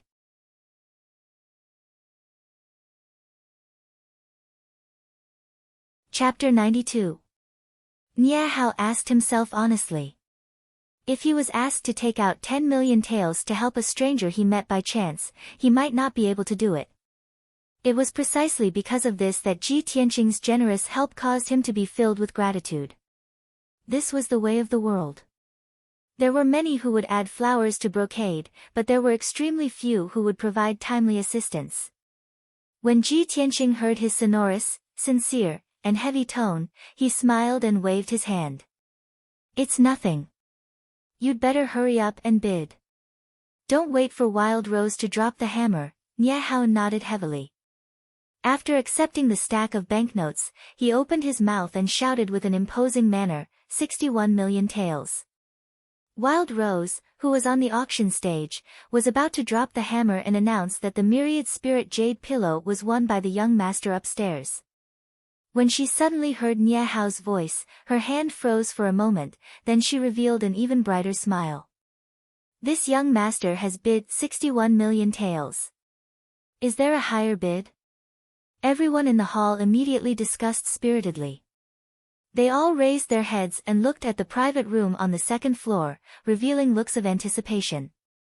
In the private room, the first prince was holding a wine cup and tasting wine with a smile on his face. He was extremely confident and originally thought that he had successfully shocked his opponent.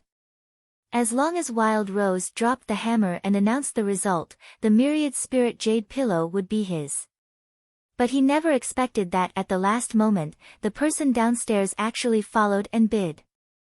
The first prince's body immediately stiffened. His face became ashen, and his eyes surged with rage. 60 million taels was his limit. This time, he could not bid any more. No matter how much rage and unwillingness he had in his heart, he could only suppress the rage in the bottom of his heart. He tightly pursed his lips and did not say a word. A moment later, Wild Rose announced the result loudly.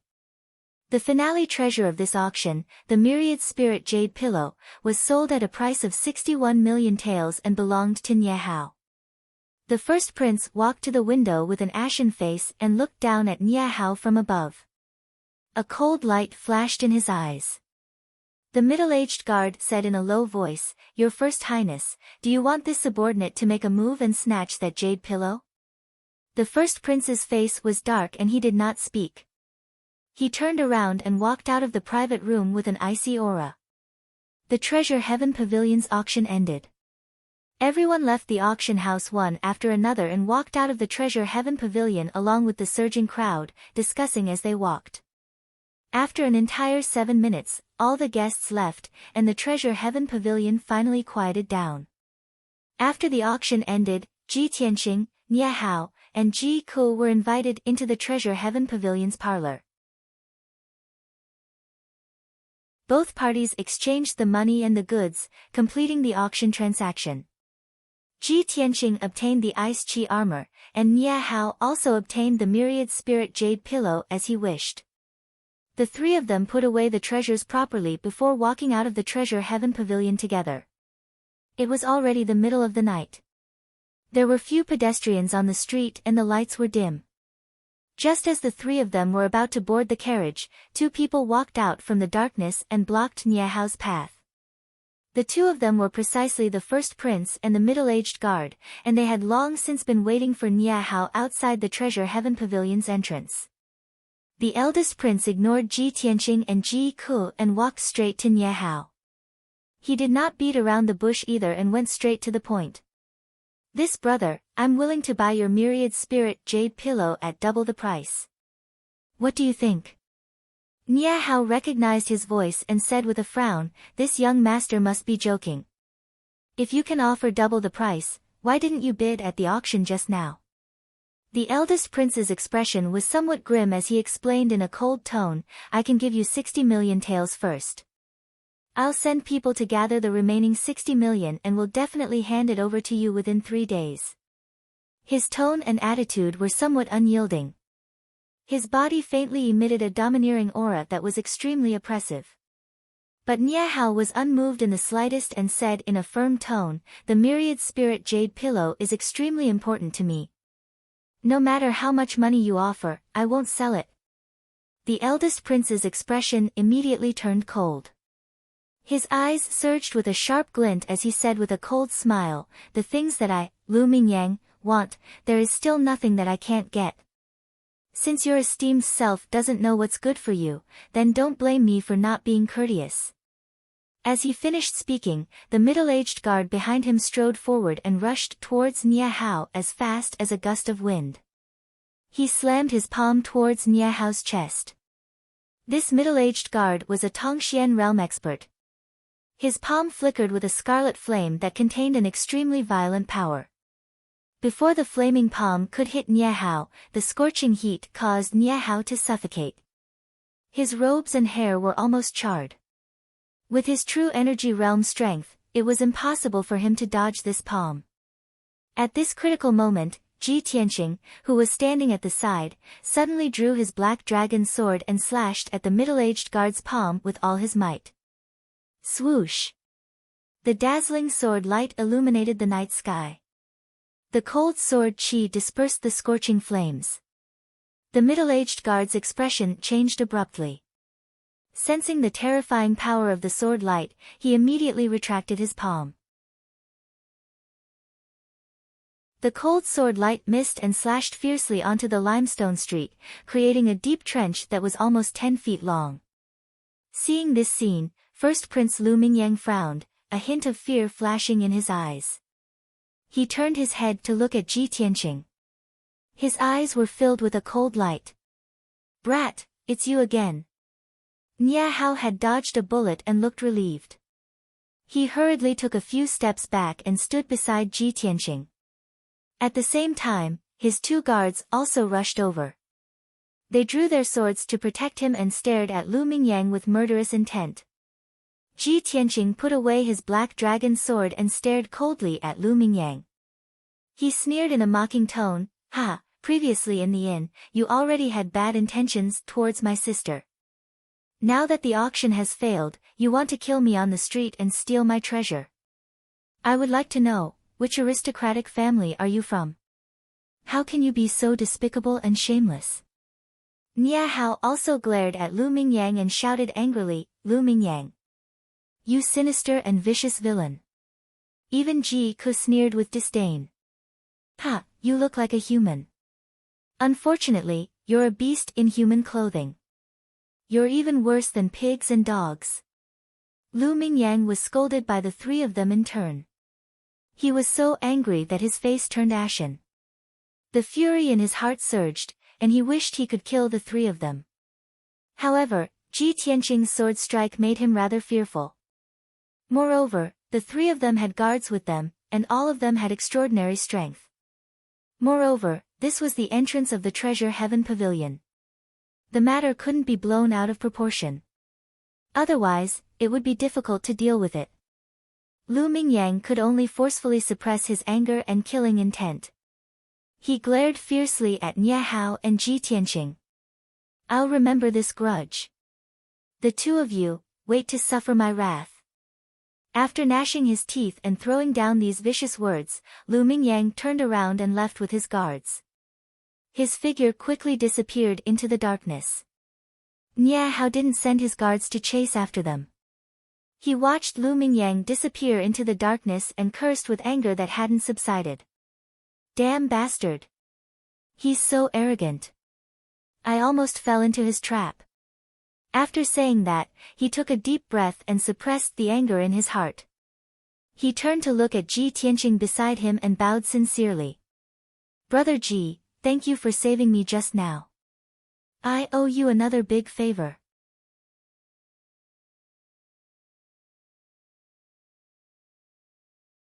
Chapter 93. On the way back to the inn, Nie Hao and Ji Tianqing rode in the same carriage. Ji Tianqing saw his abnormal expression and guessed that he might have something to say, so he took the initiative to ask. Brother Nie, do you have something to say? Nie Hao nodded and said with a face full of guilt, Brother Ji, I've implicated you in tonight's matter. Ji Tianqing frowned doubtfully and asked with a smile, it's fate that you and I have met each other.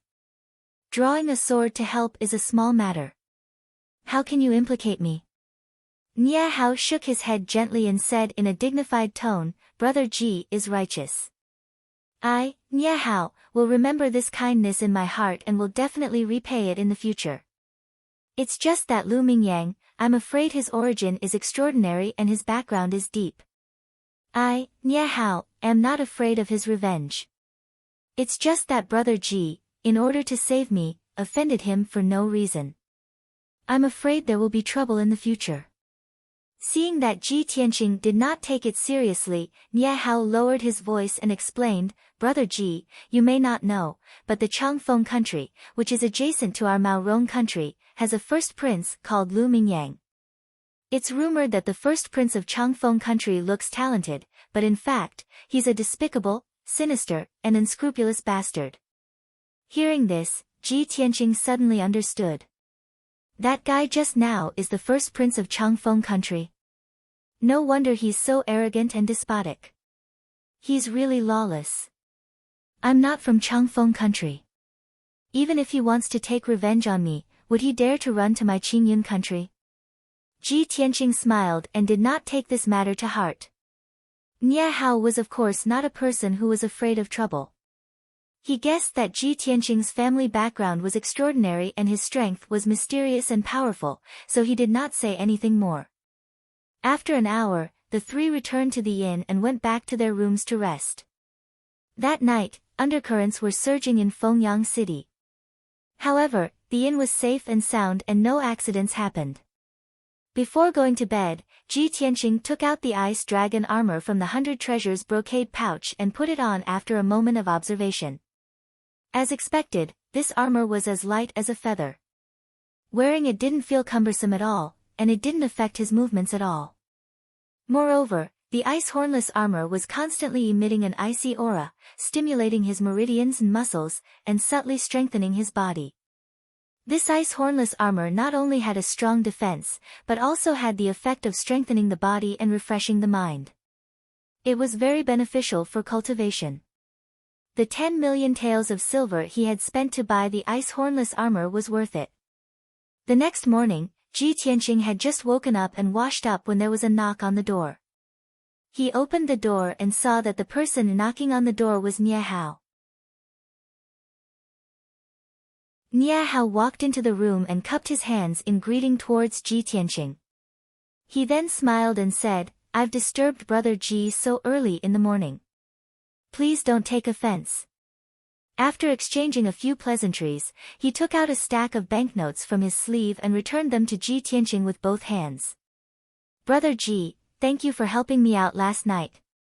I knew that you were leaving Fengyang City today, so I asked my subordinates to gather 10 million taels overnight, Ji Tianqing was a little surprised. He didn't expect Nie Hao to be in such a hurry to return the money. He could see that Nie Hao owed him a favor, so he felt a little uneasy. Therefore, he accepted the banknotes and said with concern, "Brother Nie, that 10,000 spirit jade pillow is a hot potato. You have to deal with it as soon as possible." Nie Hao smiled and said, "Thank you for your concern, Brother Ji.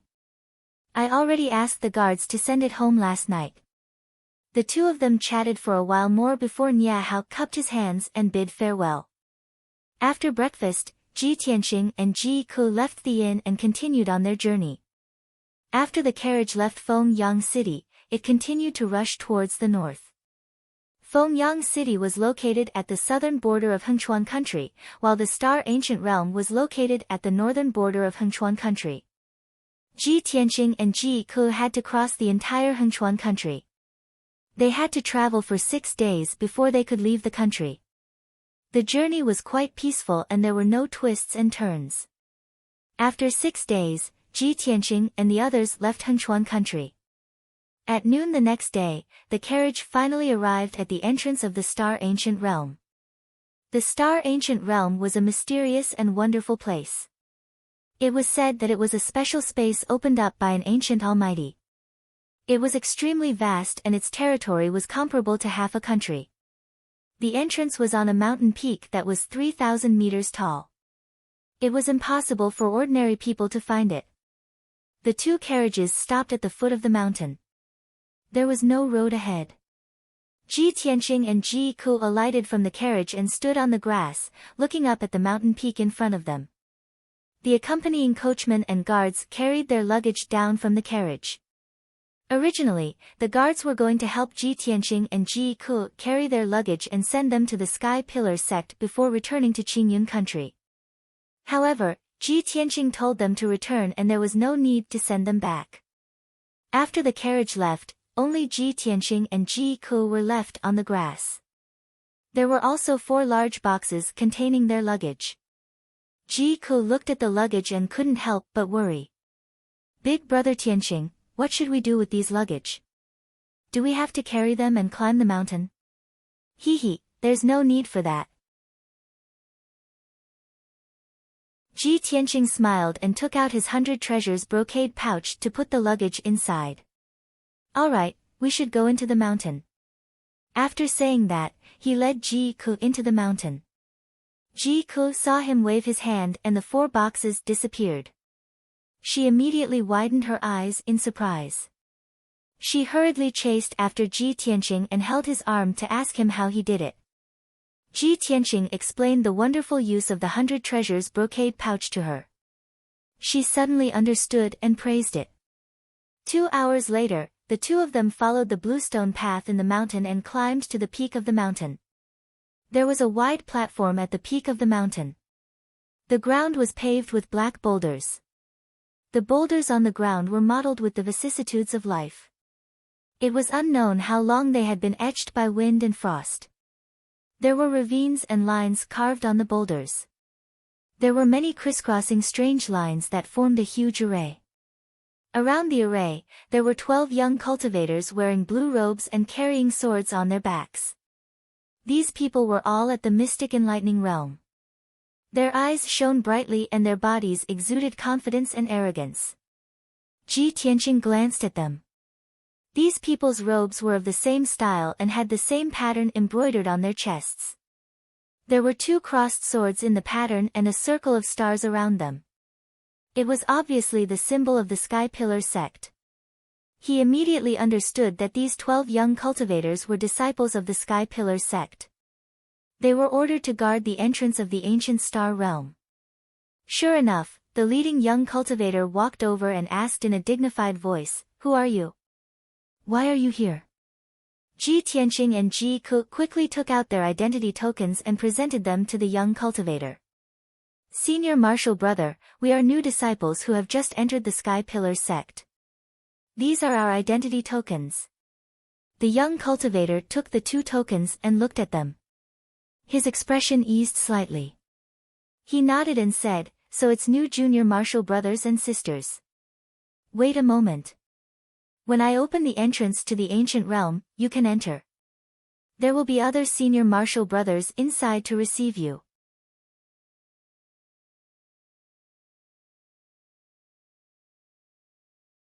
Chapter 94. A moment later, the 12 Sky Pillar sect disciples joined forces to open the array at the entrance of the ancient realm. In the middle of the array, an oval-shaped door of white light appeared out of thin air. Ji Tianqing and Ji Ke cupped their hands and thanked the disciples before stepping into the door of white light. Whoosh! The two of them only saw a white light flash in front of their eyes before they arrived in another world.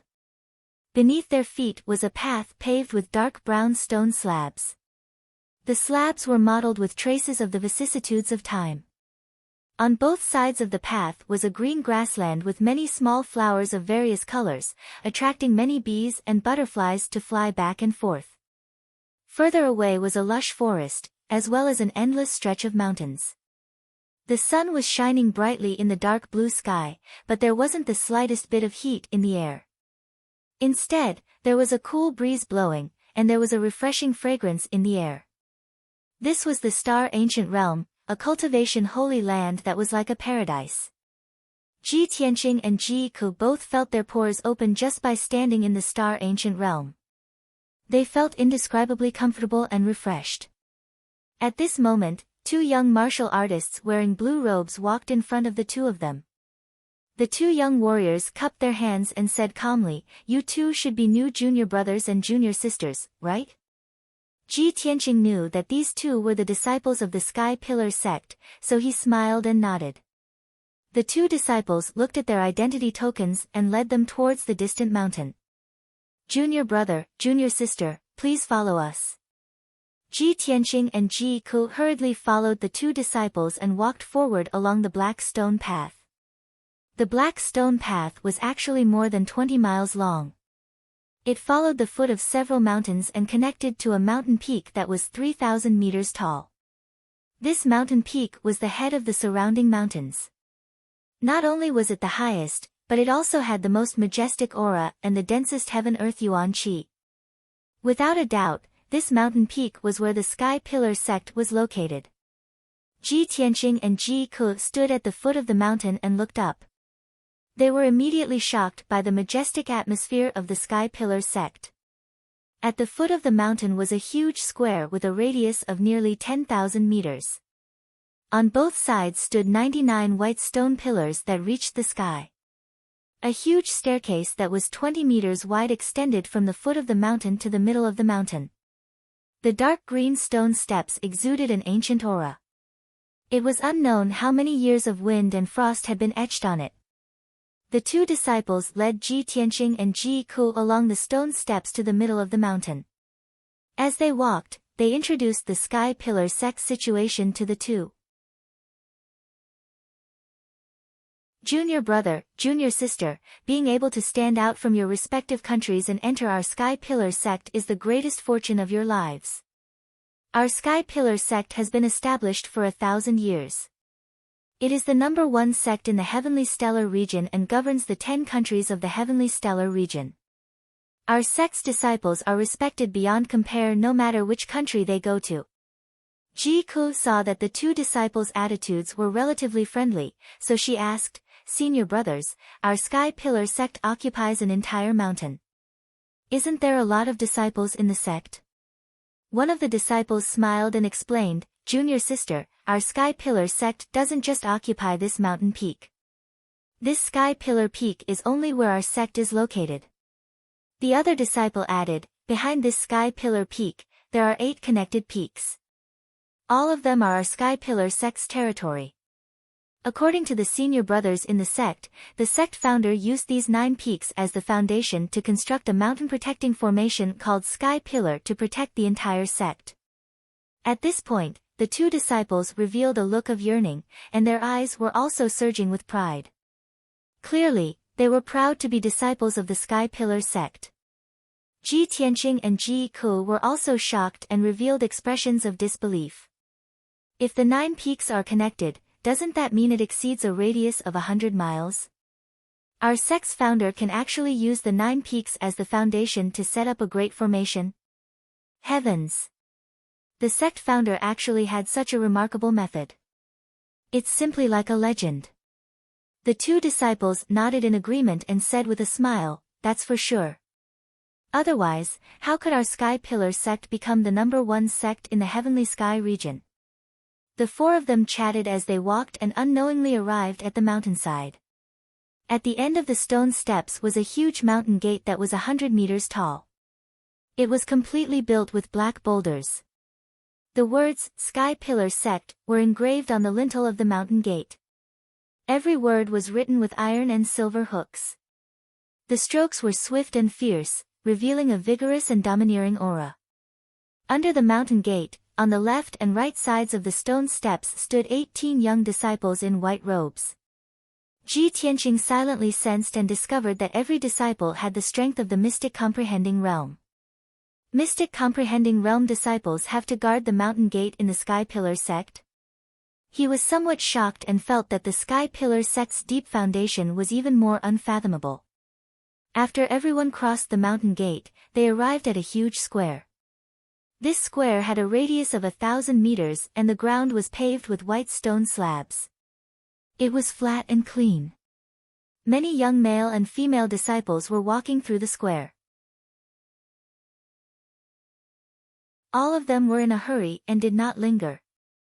On the left and right sides of the square, there were many tall buildings and courtyards that were stacked on top of each other. They stretched as far as the eye could see. The 2 disciples stopped in the square and introduced the situation to Ji Tianqing and Ji Ku. "Junior brother, junior sister, this is the outer sect's meeting square. Usually, important matters or gatherings in the outer sect will be held here. The buildings on the left and right sides of the square are the residences of the outer sect disciples. There are more than 2,000 outer sect disciples in total. The palaces and houses on the mountain peak are the residences of the inner sect disciples and deacons. Normally, you must not enter without permission. Otherwise, you will be punished." After a brief introduction of the situation, the 2 disciples led Ji Tianqing and Ji Ku to the courtyard on the right side of the square. The induction ceremony will be held in 3 days. Today, I will take you to the new blue courtyard to stay temporarily. After the induction ceremony, you will be assigned a residence. Ji Tianqing and Ji Ku followed the 2 disciples and entered a courtyard called the new blue courtyard. There were hundreds of rooms in the new blue courtyard. There were already 70 to 80 people living in them.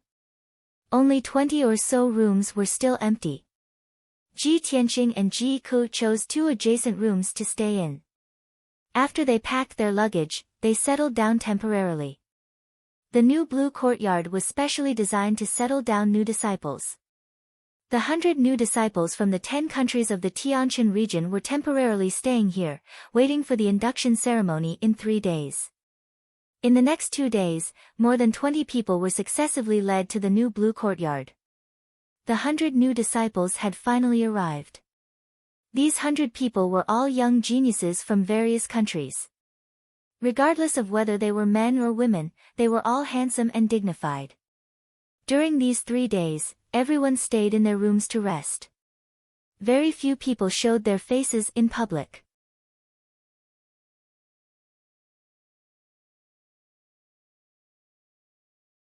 Chapter 95. 3 days passed in the blink of an eye. Today was the day of the induction ceremony for the new disciples. Early in the morning, the hundreds of new disciples in New Blue Courtyard had finished washing up and were ready. When the sun rose from the east, an outer sect deacon entered New Blue Courtyard and issued an order in a dignified voice. All new disciples are to gather in the courtyard immediately and await the arrival of the outer sect elders and deacons of the 3 courtyards. The outer sect deacon's voice spread throughout New Blue Courtyard, and the new disciples in the hundreds of rooms immediately opened their doors and gathered in the courtyard. Although they were all young geniuses of various countries and had distinguished statuses, they were still arrogant.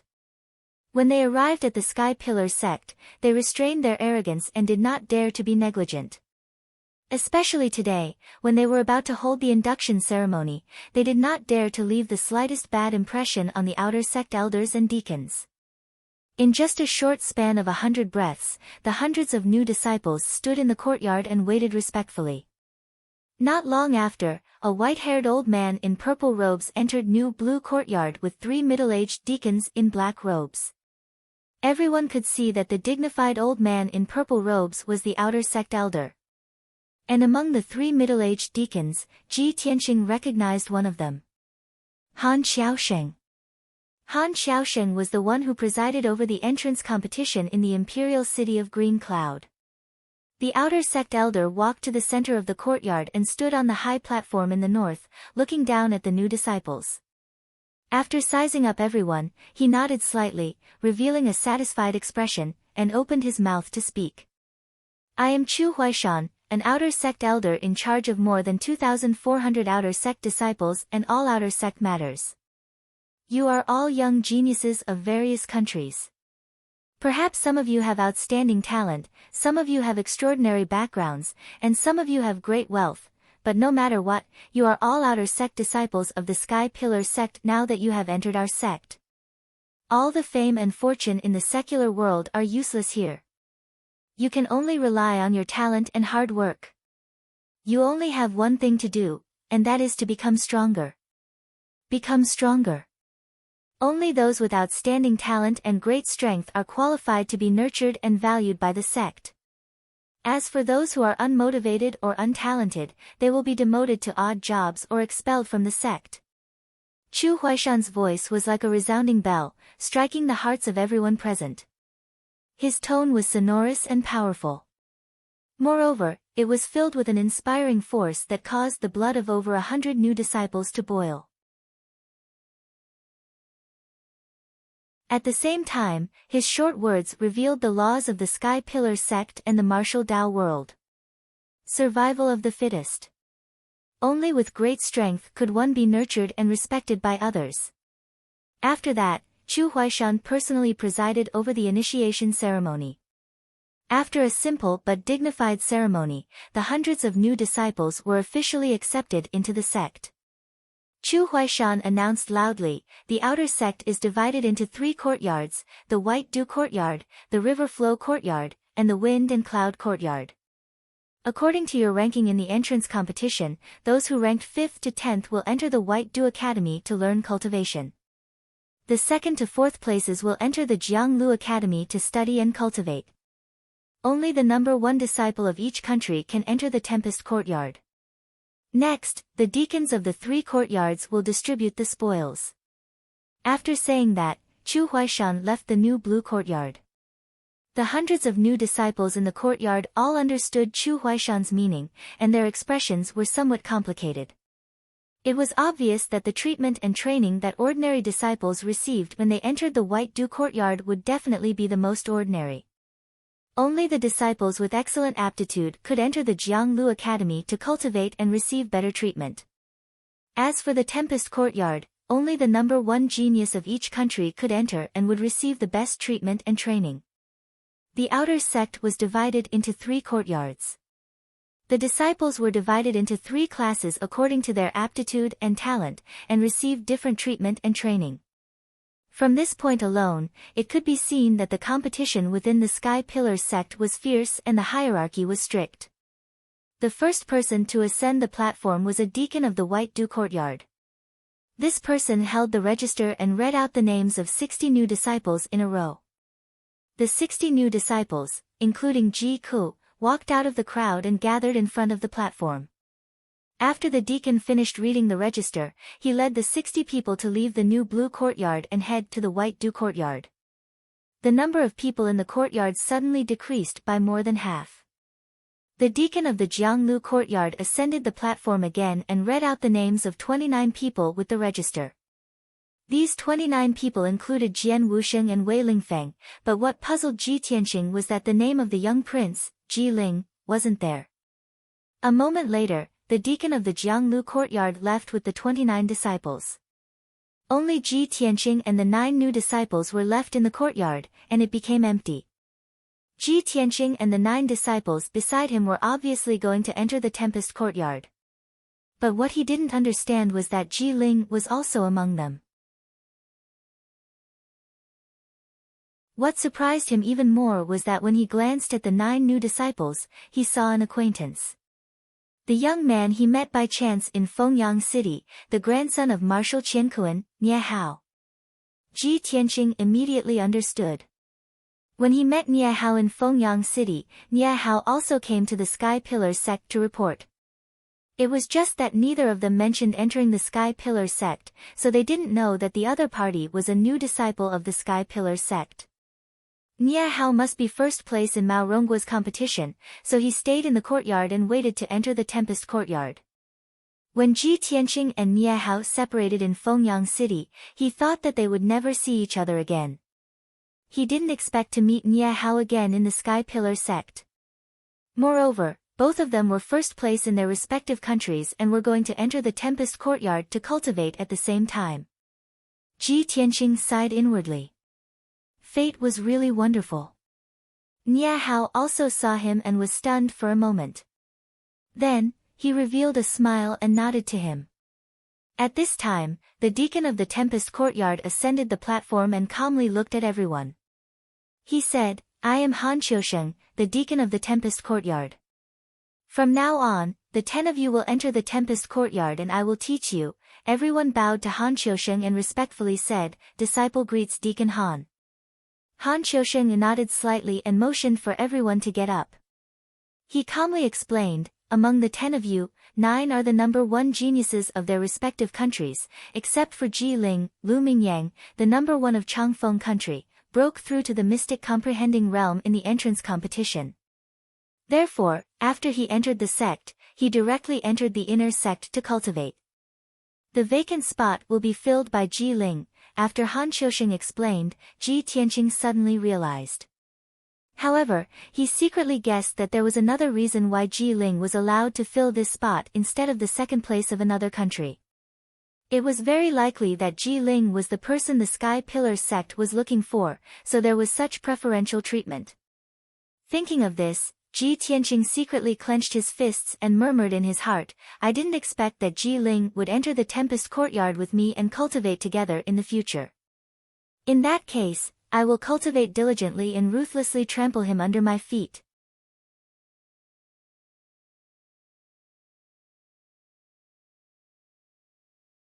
Chapter 96. Han Qiusheng was still on the platform, explaining the rules of the Tempest courtyard as well as the generous treatment everyone would receive. Ji Tianqing recalled what Han Qiusheng had said before and frowned slightly. That was because he heard a familiar name. Lu Mingyang. He clearly remembered that at that time in Fengyang City, the handsome youth who wanted to strike up a conversation with Ji Ku and kill him on the street for his treasure was called Lu Mingyang. If it wasn't a coincidence, then this was definitely bad news. He and Nie Hao had both offended Lu Mingyang. Not only was Lu Mingyang the crown prince of Changfeng nation, but he was also an inner disciple of the Sky-bearing sect. In the future, everyone would be in the Sky-bearing sect and would meet sooner or later. Ji Tianqing didn't doubt that with Lu Mingyang's despicable and shameless personality, he would definitely retaliate against him and Nie Hao. Although he wasn't afraid of trouble, this was undoubtedly a potential threat and trouble. Thinking of this, he turned his head and glanced at Nie Hao not far away. Nie Hao was also looking at him with a strange look in his eyes and expression. Clearly, Nie Hao had also realized this problem. Not long after, Han Qiusheng finished speaking and led Ji Tianqing and the others out of the courtyard, heading towards the Tempest courtyard in the outer sect. The Tempest courtyard had a special position in the outer sect as it specialized in cultivating genius disciples. Therefore, the Tempest courtyard was located halfway up the mountain on the left side of the conference square. It was a spacious and quiet courtyard. Ji Tianqing, Nie Hao, and the others were led by Han Qiusheng out of the new blue courtyard and through the conference square. At this time, there were many young disciples gathered in groups of 2s and 3s in the conference square, sizing up the new disciples. Especially Ji Tianqing, Nie Hao, and the others. They were all geniuses who wanted to enter the Tempest courtyard and were more eye-catching than ordinary new disciples. In the corner of the square stood a young disciple wearing a white robe.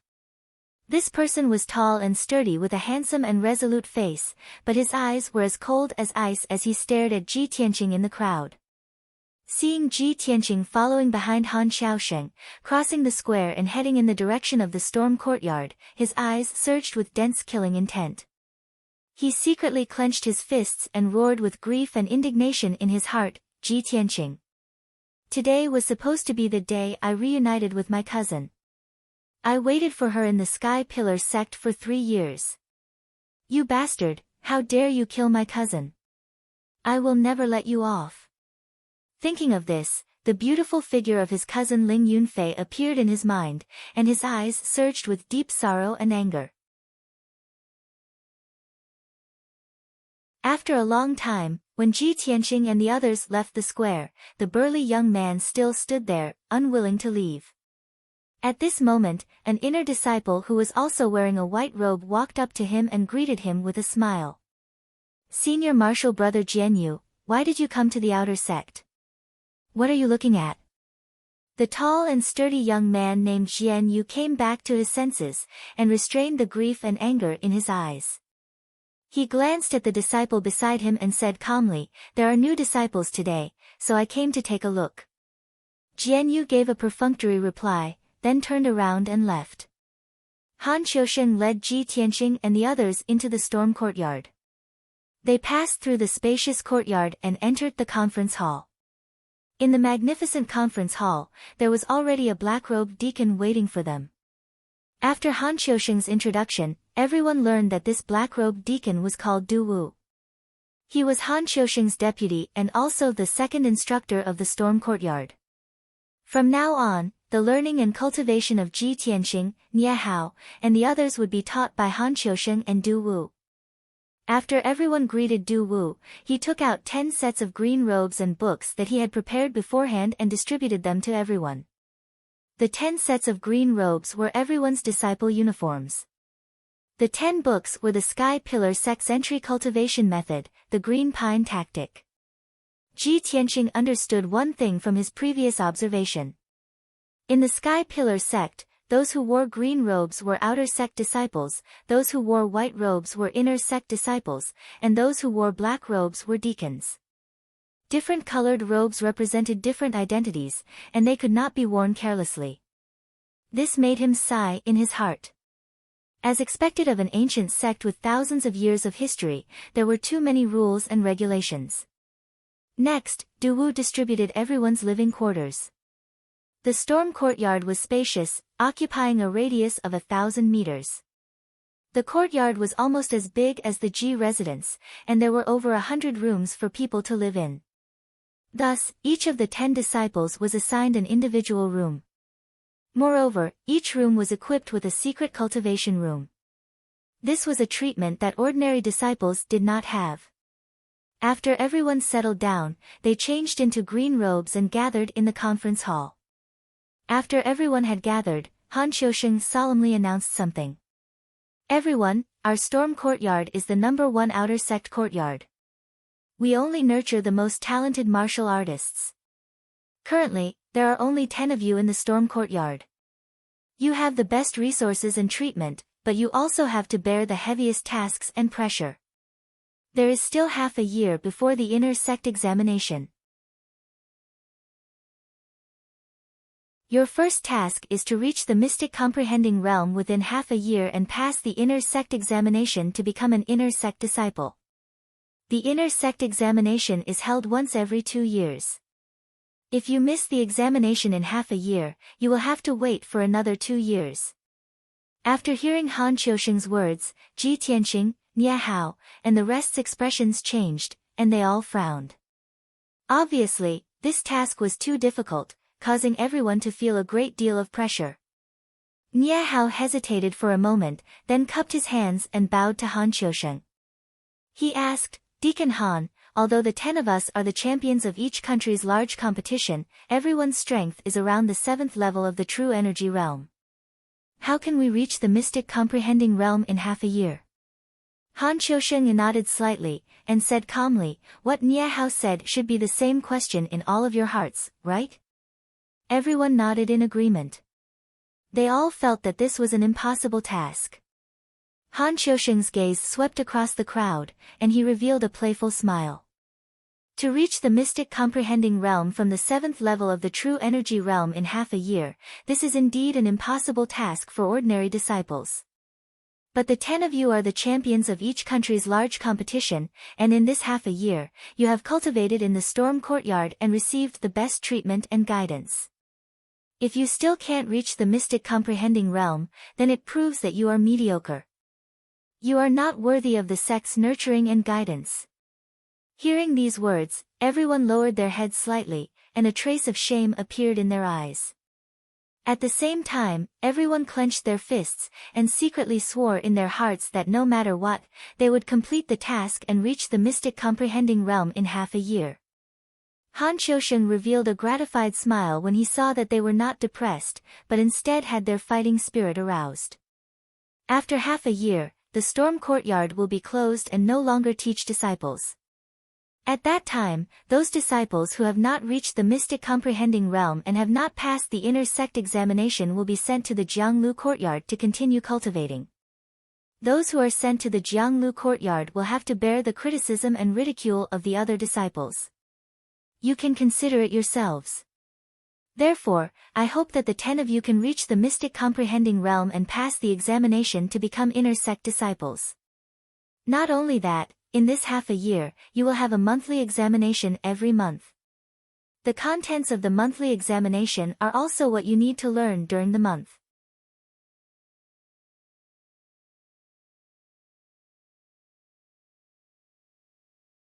Chapter 97. It was noon and the sun was blazing high in the sky. The air was hot and dry, and it was easy to get sleepy. However, Ji Tianqing, Nie Hao, and the others couldn't go back to their rooms to rest. They all stood in the meeting hall and listened to Han Qiusheng's teachings. Han Qiusheng sat at the head of the hall and spoke with a solemn expression. The cultivation of the martial way is mainly based on martial skills and cultivation methods, but it also needs to be supplemented by the Tao of pills, the Tao of formations, and the Tao of forging. This is very similar to alchemy. It's also very particular about a ruler, a minister, and an assistant.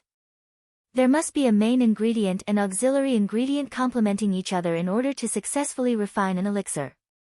Therefore, your mission this month is to learn how to refine elixirs. I don't expect all of you to be proficient in alchemy and become alchemy masters in the future. However, you must know how to refine elixirs, which will be very helpful to your martial cultivation in the future. Your mission this month is to refine the spirit-nourishing elixir, green jade elixir, and heart-nourishing elixir with your own hands.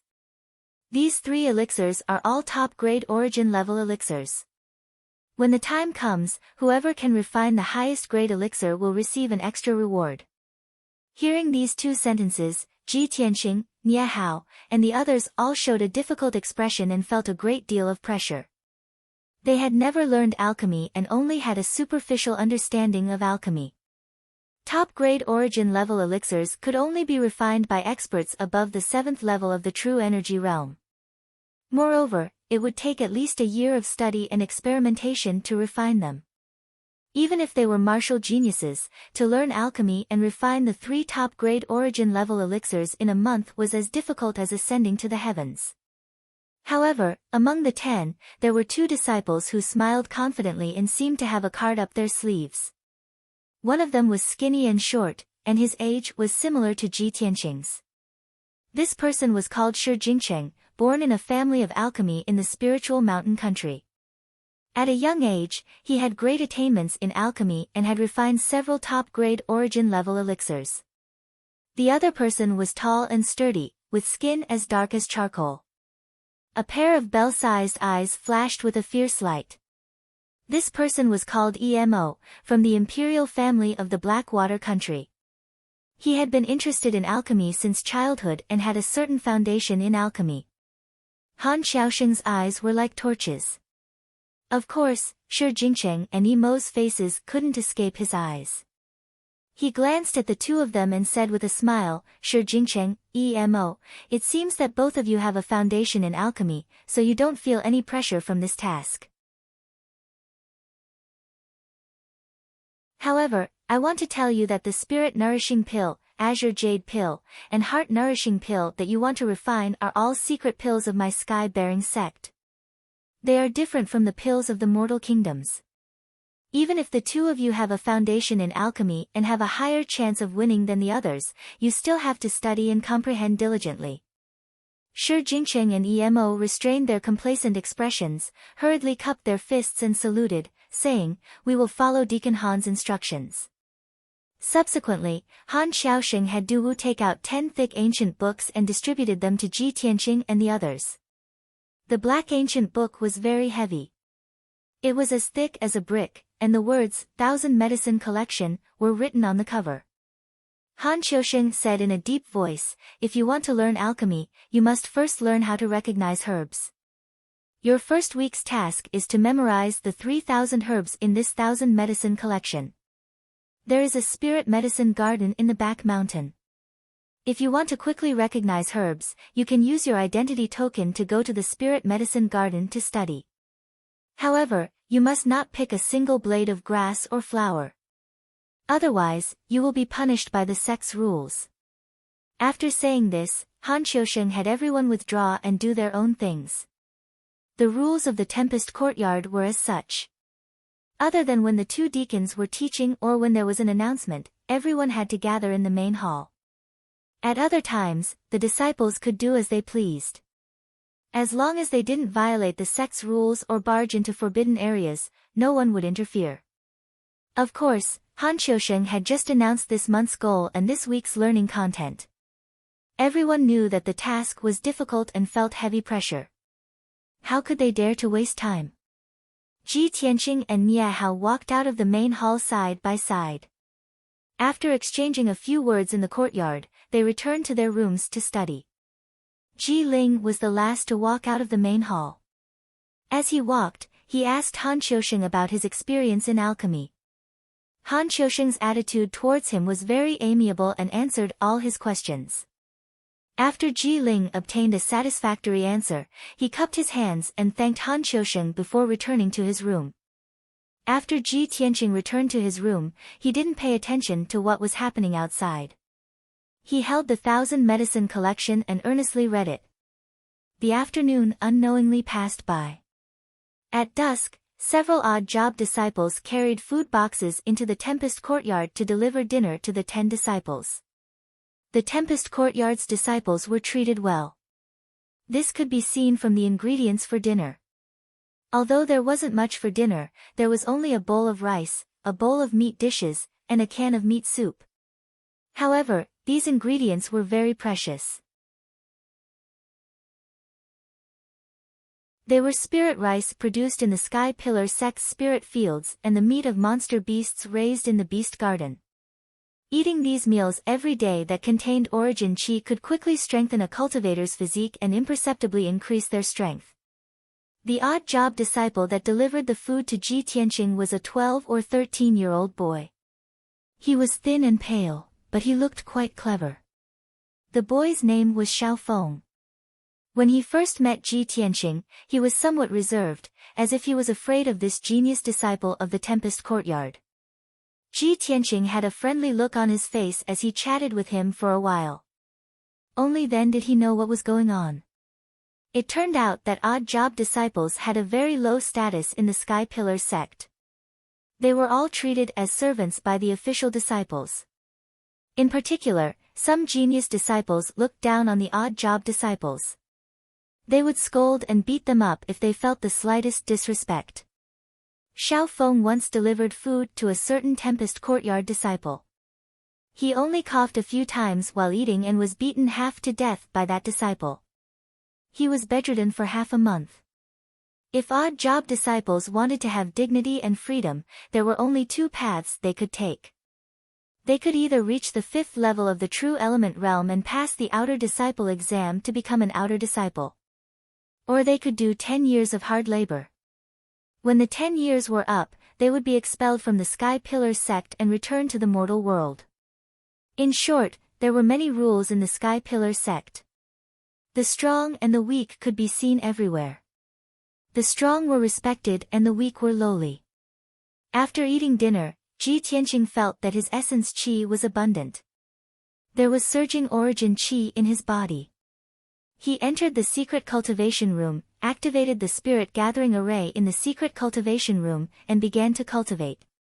After a night of cultivation, he felt that his cultivation had increased by a bit the next morning. The sword embryo in his body had also grown a bit stronger. The treatment at the Tempest Courtyard is really good. The ingredients are of a higher grade than what I ate at the G residence. The effects are also several times stronger. Although I'm only at the 5th level of the true element realm, at this speed, I might be able to reach the profound comprehension realm within half a year. After Ji Tianqing finished cultivating, he calculated in his mind. He was filled with confidence and anticipation for the next half a year of cultivation. Yesterday, I looked through the 1,000 medicine collection. Although I memorized several hundred types of herbs, I didn't see the real thing. In the end, my memory isn't deep. Today, I'm going to the Spirit Herb Garden. I need to compare the herbs to deepen my memory.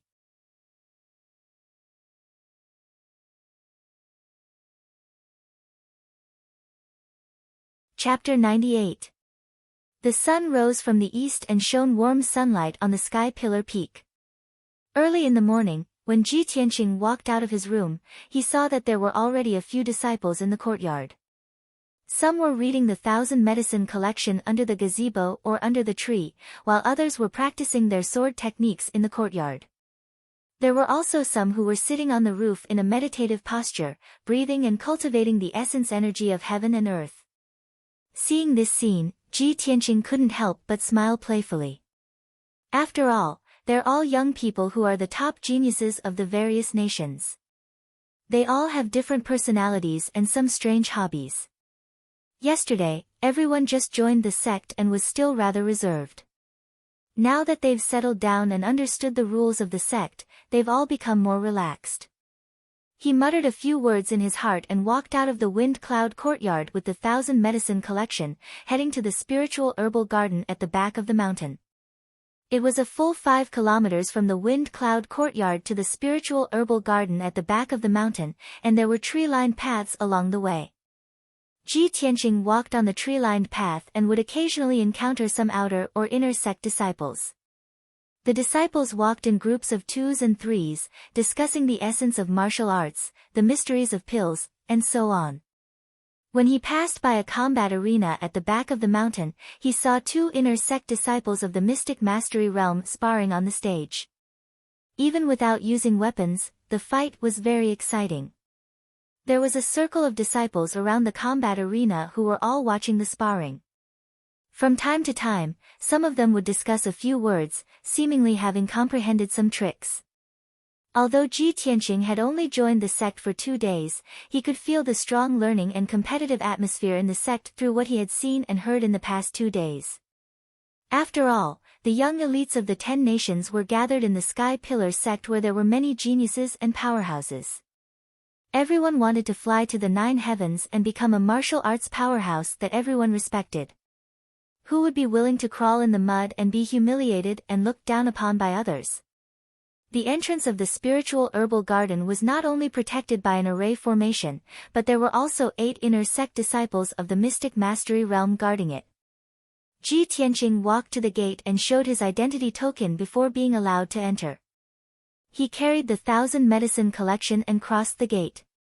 As soon as he entered the spiritual herbal garden, he smelled the fragrance of various plants, flowers, and fruits.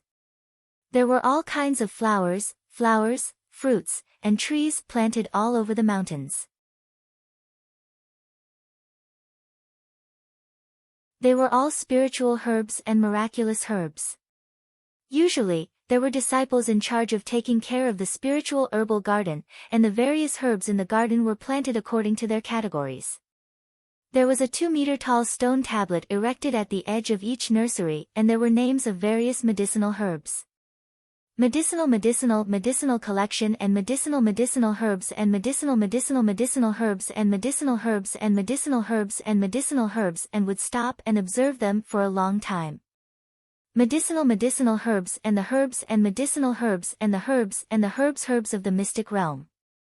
Of the mystic medicines, mystic heavens, and the my mystic realm was mystic myung, was mystic stick pillar, mystic garden, mystic realm, my mystic realm, mystic my mystic realm, mystic and mystic garden, mystic of the mystic garden, my mystic. The mission that Deacon Han gave us was to memorize more than 3,000 types of medicinal herbs within a week, and to be able to tell the characteristics and effects of each medicinal herb. At my current speed, I can only identify 600 herbs a day. In a week, I can barely identify 3,000 herbs, but I might not be able to remember all of them. Thinking of this, Ji Tianqing frowned and was a little worried. He closed the 1,000 medicine collection and prepared to find a place to sit down and rest for a while. He sized up his surroundings a few times before realizing that he had unknowingly arrived at the depths of the medicinal garden. He was currently at the side of a jade lake surrounded by willows. The surface of the lake was wide, and the clear, dark green water rippled as a cool breeze blew. The lakeside was filled with tall, green willow trees. Thousands of green willow branches hung down and swayed gently with the breeze, like the slender hands of a young girl, gently fiddling with the lake water. Such a delightful scene made Ji Tianqing's mood much better, and his mind much more relaxed. He carried the 1,000 medicine collection to the lakeside, and was about to sit down on a stone bench under a willow tree to rest. At this time, he suddenly saw a young girl in a green dress standing under the willow tree next to him. The young girl's back was graceful, and her green dress fluttered gently with the breeze. She looked particularly pure and beautiful. Even if he couldn't see the young girl's face, Ji Tianqing could guess that she must be a gentle beauty just by looking at her slim back. The young girl was staring at the lake, as if she was thinking or remembering something. Suddenly, she heard Ji Tianqing's footsteps. She came back to her senses and turned to look at Ji Tianqing. Ji Tianqing and her eyes met. He immediately saw her face, and couldn't help but feel a little surprised. Just as he had imagined, the young girl in the green dress had a pure and beautiful face, and her white and translucent skin was sparkling and translucent like jade. Under the neat bangs covering her forehead, there was a pair of willow leaf eyebrows, and a pair of big watery eyes, which were as clear as the lake water. Her appearance was extremely beautiful, but she was not cold and arrogant. Instead, she was very gentle and demure, and had a kind of delicate temperament. Ji Tianqing didn't know why, but the young girl in the green dress made him feel a sense of closeness from the bottom of his heart, and he also had a desire to protect her. She was not as cold and arrogant as Yun Yao, who was otherworldly and could only be seen from afar. After Ji Tianqing came back to his senses, he bowed to the young girl in the green dress and said apologetically, "I'm sorry, I'm just passing by and want to sit down and rest for a while. If I've disturbed you, please forgive me, Junior sister." When it came to addressing her, he hesitated. The young girl in the green dress was neither a green-robed outer disciple, nor a white-robed inner disciple, which made it difficult for Ji Tianqing to distinguish her identity.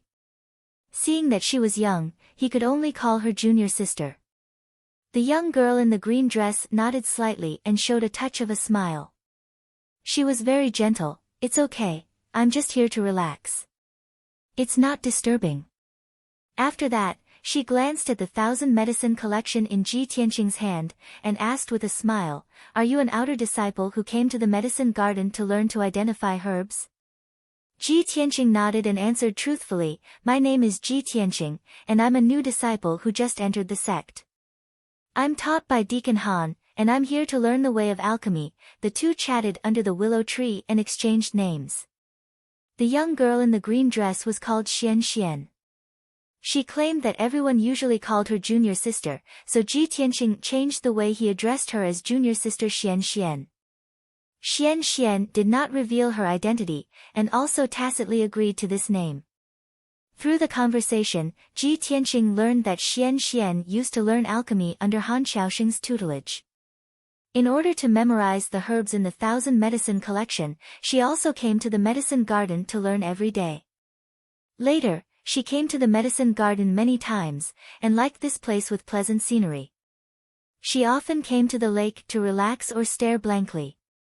It was unknown whether it was Xian's personality or some other reason, but she seemed to have a sense of closeness with Ji Tianqing. After the two chatted for a while, she actually took the initiative to help Ji Tianqing learn to identify herbs. After all, she could recite the 1,000 medicine collection backwards, and she knew the thousands of herbs in the medicine garden like the back of her hand. She could casually mention the characteristics and effects of any herb.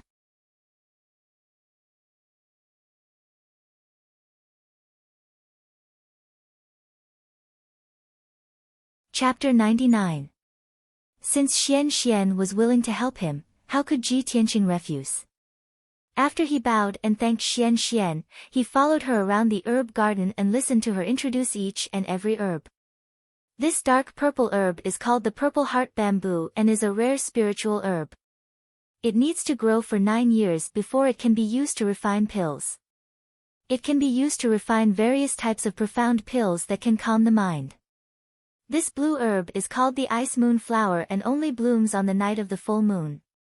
It is mainly used to refine the ice moon profound pill and can increase one's cultivation. Xian introduced the various herbs as she walked and suddenly saw Ji Tianqing close to a beautiful spiritual flower and she hurriedly reminded him. Tianqing, don't touch that bone-dissolving grass. It looks beautiful but it actually contains poison. If you touch it, it will corrode your flesh and bones. Hearing her gentle voice, Ji Tianqing hurriedly retracted his hand and gave her a grateful smile. Xian continued, actually, there are over 3,000 herbs in this herb garden and many of them are poisonous. Some even contain poison. When you are identifying the herbs in the herb garden, you must not casually touch those herbs. If you are not careful, you will be poisoned and injured. Ji Tianqing nodded his head and memorized every word she said. The two of them walked around the herb garden for an entire afternoon and with Xian's help, Ji Tianqing memorized over 1,000 herbs. The two of them chatted as they walked and their relationship became closer and closer and they had already become friends. When evening came, Xian wanted to return to her residence and the two of them left the herb garden together. At the entrance of the herb garden, Xian smiled and waved her slender little hand as she bid farewell to Ji Tianqing. Ji Tianqing stood on the tree-lined path and watched her figure disappear into the distance. A gentle smile appeared on his face. It's really strange. I have only known Xian for half a day and I have already hit it off with her. Seeing her leave, I still feel reluctant. How could this be? He muttered in his heart as he could not understand. Although Xian was extremely beautiful and had a gentle and graceful personality, he was not someone who was greedy for beauty and did not have any improper thoughts towards Xian. The hazy feeling he had for Xian was more like an older brother wanting to protect his younger sister. At the same time, he had some doubts in his heart and was secretly guessing Xian's identity. Although Xian did not reveal her identity, he could tell that Xian's strength was not ordinary. She was definitely not an outer sanctum disciple, and was most likely an inner sanctum disciple. As for the inner disciples, they had to wear white robes, which was their identity. Unless it was someone with a special identity, one must not wear clothes of different colors. Therefore, Ji Tianqing dared to conclude that Xian was most likely an inner sect disciple with a special identity. Forget it. Let's not think about so much nonsense. Junior sister Xian and I hit it off well, and I just want to be friends with her. Why should I investigate her identity? After letting his imagination run wild for a while, Ji Tianqing collected his thoughts and followed the tree-lined path back to the storm courtyard. After he returned to his residence, the odd job worker Xiao Feng brought him dinner. The amount of dinner was the same as yesterday, but the dishes and meat soup had been changed. After Ji Tianqing finished his dinner, he sat in his room and closed his eyes to rest, preparing to cultivate after calming his heart. However, he sat there for half an hour, and Xian's figure and smiling face appeared in his mind from time to time, making it difficult for him to calm down. He had no choice but to sit in front of the desk by the window, holding the 1,000 medicine collection and carefully reading it, memorizing the contents. Unknowingly, 2 hours had passed. At this time, it was already the middle of the night, and the storm courtyard was silent. Ji Tianqing was engrossed in reading the book when he suddenly frowned and subconsciously raised his head to look outside the window. His 5 senses were very sharp, and he faintly felt as if there was a pair of eyes secretly watching him. The feeling of being secretly watched made his heart uneasy, making it difficult for him to calm down. He quickly put down the 1,000 medicine collection and reached out to open the window. Swish! In the dark night outside the window, on the roof not far from him, there was a black shadow flashing. Sure enough, there is someone secretly watching. Ji Tianqing suddenly frowned, and a cold light flashed in his eyes. He immediately grabbed the black dragon sword at the head of the bed, jumped out of the window, and ran in the direction of the black shadow. The black shadow waved his hand and shot a cold light at him, and the figure immediately disappeared into the darkness. Whoosh! The cold light made a sharp sound and went straight for Ji Tianqing's face, bringing with it a fierce energy. Ji Tianqing immediately waved his sword to block, and with a ding sound, he blocked the cold light and sent it flying to the ground. At this time, he clearly saw that the cold light was a hidden weapon flying knife. Damn it! You want to sneak attack me? Ji Tianqing secretly cursed, and his heart was full of doubts. He ran out with all his strength, wanting to catch the black shadow and see who wanted to sneak attack him. However, when he chased out of the storm courtyard, he found that the black shadow had disappeared into the forest. Ji Tianqing was unwilling to give up, and he chased into the forest with the black dragon sword, looking around with a sharp gaze. However, after searching for a while, he couldn't find any trace of the black shadow, and could only return without success. After returning to his room, he sat on the edge of the bed and pondered with a frown. That person was secretly spying on me, and after I discovered him, he used a hidden weapon to sneak attack me. However, he didn't dare to make a move in the storm courtyard. Clearly, he didn't want to reveal his whereabouts and identity. In that case, this person must be from the Sky Pillar sect, and he is much stronger than me. It is very likely that he is a Tongxian realm expert. But I just arrived at the Sky Pillar sect, and I haven't made any enemies. Who wants to deal with me? Ji Tianqing pondered and analyzed for a long time, but he didn't have a clue. After a quarter of an hour, he calmed down and entered the secret room to cultivate. Yesterday, when he entered the sect, Deacon Duwu gave each person a book of the green pine art. This was the Sky Pillar sect's entry cultivation technique. Ji Tianqing had studied this cultivation technique and found that it was only a high-grade origin-level cultivation technique. Although this cultivation technique had been passed down by the Sky Pillar sect for 1,000 years and had been tempered thousands of times, it was already very perfect. If he cultivated this cultivation technique, his martial foundation would be incomparably solid.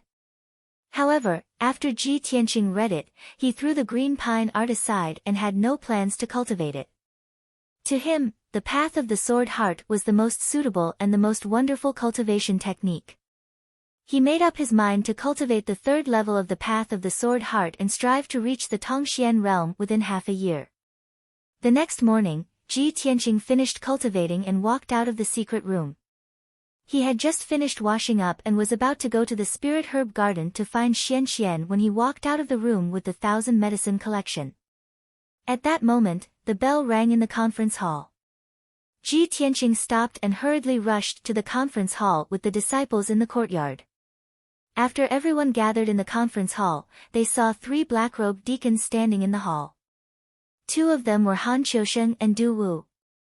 As for the other middle-aged deacon, Ji Tianqing did not recognize him. The unfamiliar deacon's face was a little gloomy, and his eyes were filled with anger as he looked at Ji Tianqing and the others. Everyone felt that the atmosphere was not right, so they stood in the conference hall with a solemn expression and did not dare to make a sound.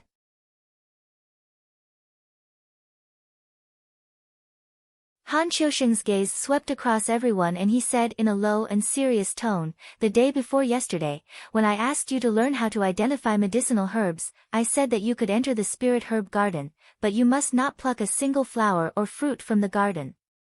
Yesterday, apart from Shi Jingcheng and Emo, the other 8 of you entered the spirit herb garden. However, someone violated the sect rules and plucked a white sun fruit without permission. Deacon Mu, who is in charge of the spirit herb garden, is here. If any of you secretly plucked the white sun fruit, stand up and admit your guilt now." Only then did everyone understand what was going on. They looked at the people around them with a puzzled expression, secretly guessing who would steal the herb. Deacon Mu also shouted with a gloomy face, "The white sun fruit is a precious spirit herb. It only blooms once every 10 years and bears fruit once every 20 years. As disciples of the Fengyun Hall, someone actually plucked the white sun fruit without permission. This is a disgrace to the Fengyun Hall. I'll give you a chance. Whoever plucked the white sun fruit, stand up and admit your guilt. I can give you a lighter punishment. Otherwise, when I find you, you will be severely punished." All the disciples looked at each other and whispered in each other's ears, but no one stood up and admitted their guilt. Ji Tianqing was also puzzled, but he looked on quietly as usual.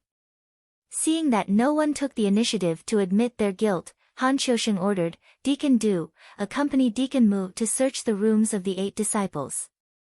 Duwu nodded and left the conference hall with Deacon Mu to search the rooms. It's a new week. Looking for recommendation tickets and rewards, please brothers.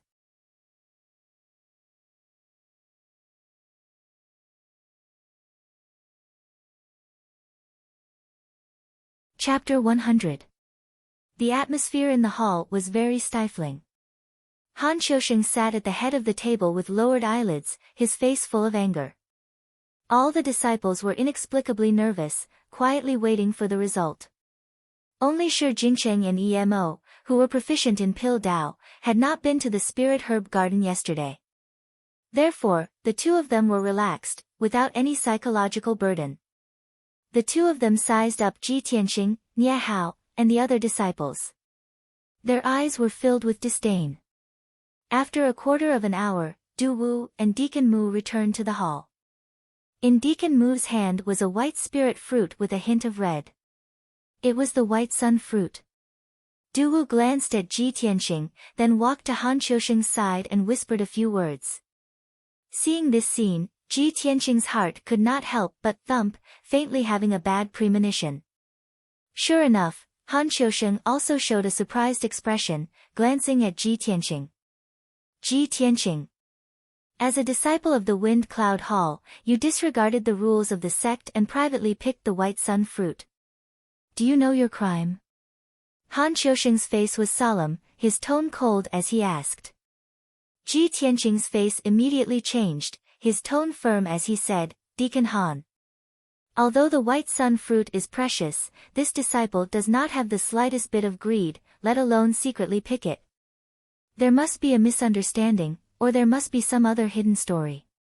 I ask Deacon Han to investigate."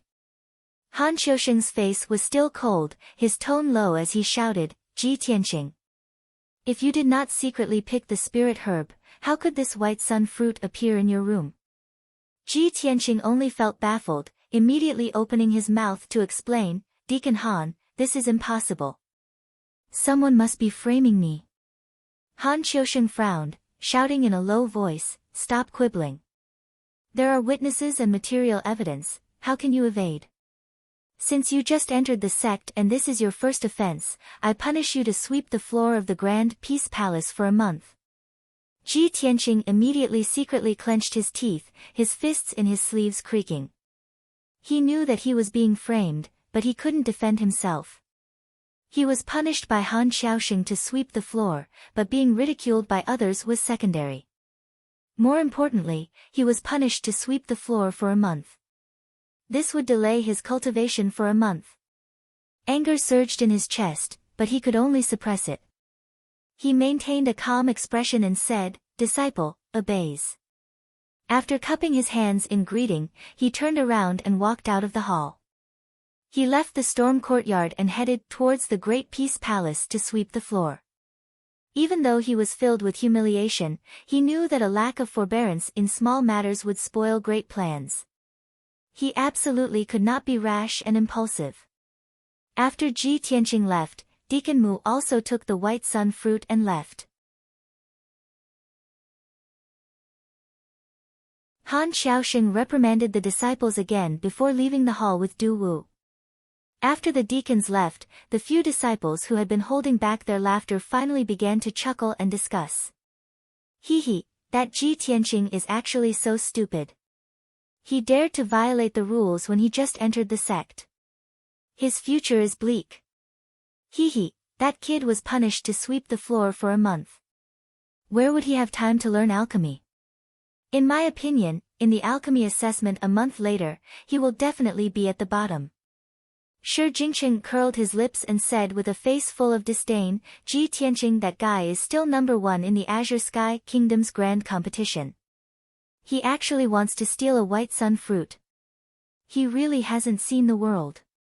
Emo revealed a mocking sneer, "Hee, after all, he came from a rundown small country like the Azure Sky Kingdom. He looks like a poor and greedy person. It's normal for him to steal things." When these words came out, Ji Ling and Nie Hao's expressions changed. Originally, when Ji Ling saw Ji Tianqing being punished in public, he was secretly sneering and gloating over his misfortune. Suddenly hearing Shi Jingqing and Emo's words, he also lost face.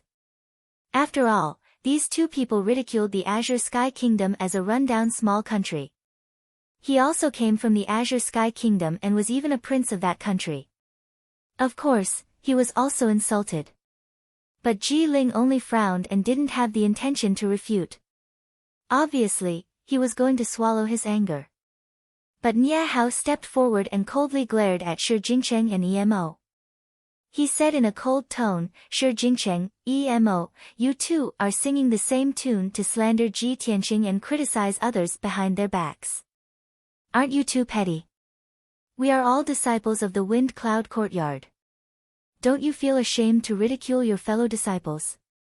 Nie Hao was born in a family of generals and was also the descendant of Marshal Qian Kuan. Since young, he was raised to be hot-blooded, upright, and kind. In addition, he had dealt with Ji Tianqing before. The two of them were friends. At this time, of course, he would fight for his friend. Shi Jingqing and Emo were complacent when they were suddenly scolded by Nie Hao. Their faces sank and they angrily glared at Nie Hao. "Hee, we are talking about Ji Tianqing. What does it have to do with you, Nie Hao? Besides, we don't want to be senior brothers with dirty hands like Ji Tianqing, who is a scoundrel who steals chickens and dogs." "That's right. Nie Hao, you are defending Ji Tianqing. Are you with him?" Nie Hao angrily glared at them and firmly shouted, "Brother Ji and I are friends. I know his character very well. He would never do such a thing. I believe he has been wronged." Shi Jingqing and Emo were even more complacent and laughed contemptuously. "Ha, this is really funny." The two deacons found the white sun fruit in his room. The facts are all there. "You still want to help him quibble? Snakes and rats really belong to the same nest. Birds of a feather flock together. Forget it. Let's not lower ourselves to Nie Hao's level. In the future, we should stay away from him and Ji Tianqing." The two of them talked for a while and left with a sneer on their faces.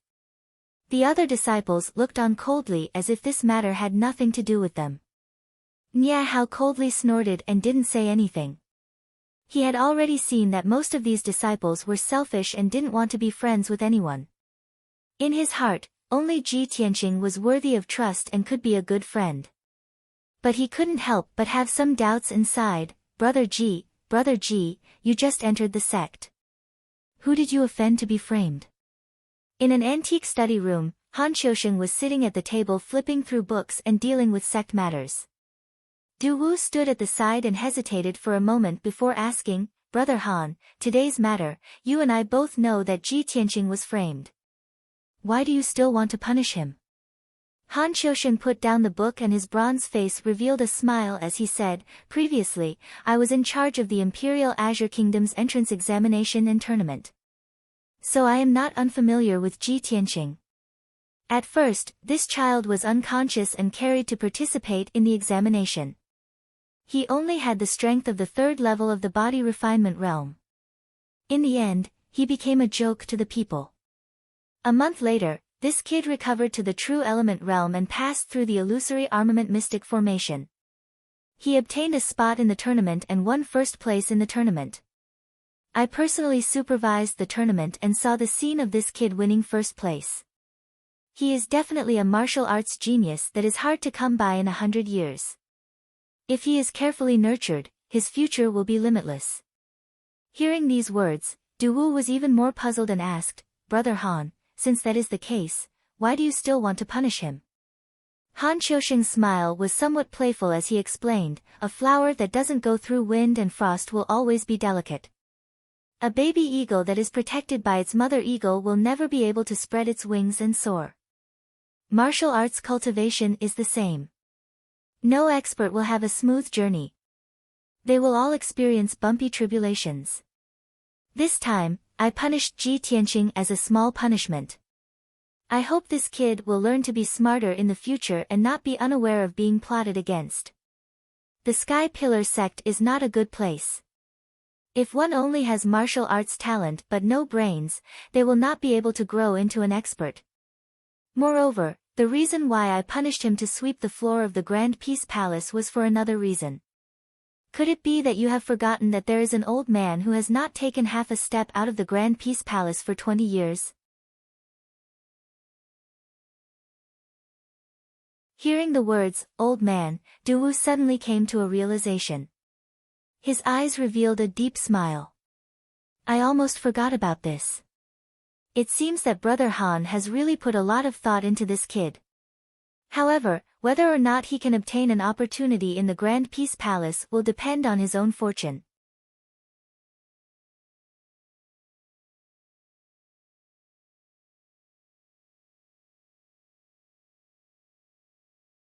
Chapter 101.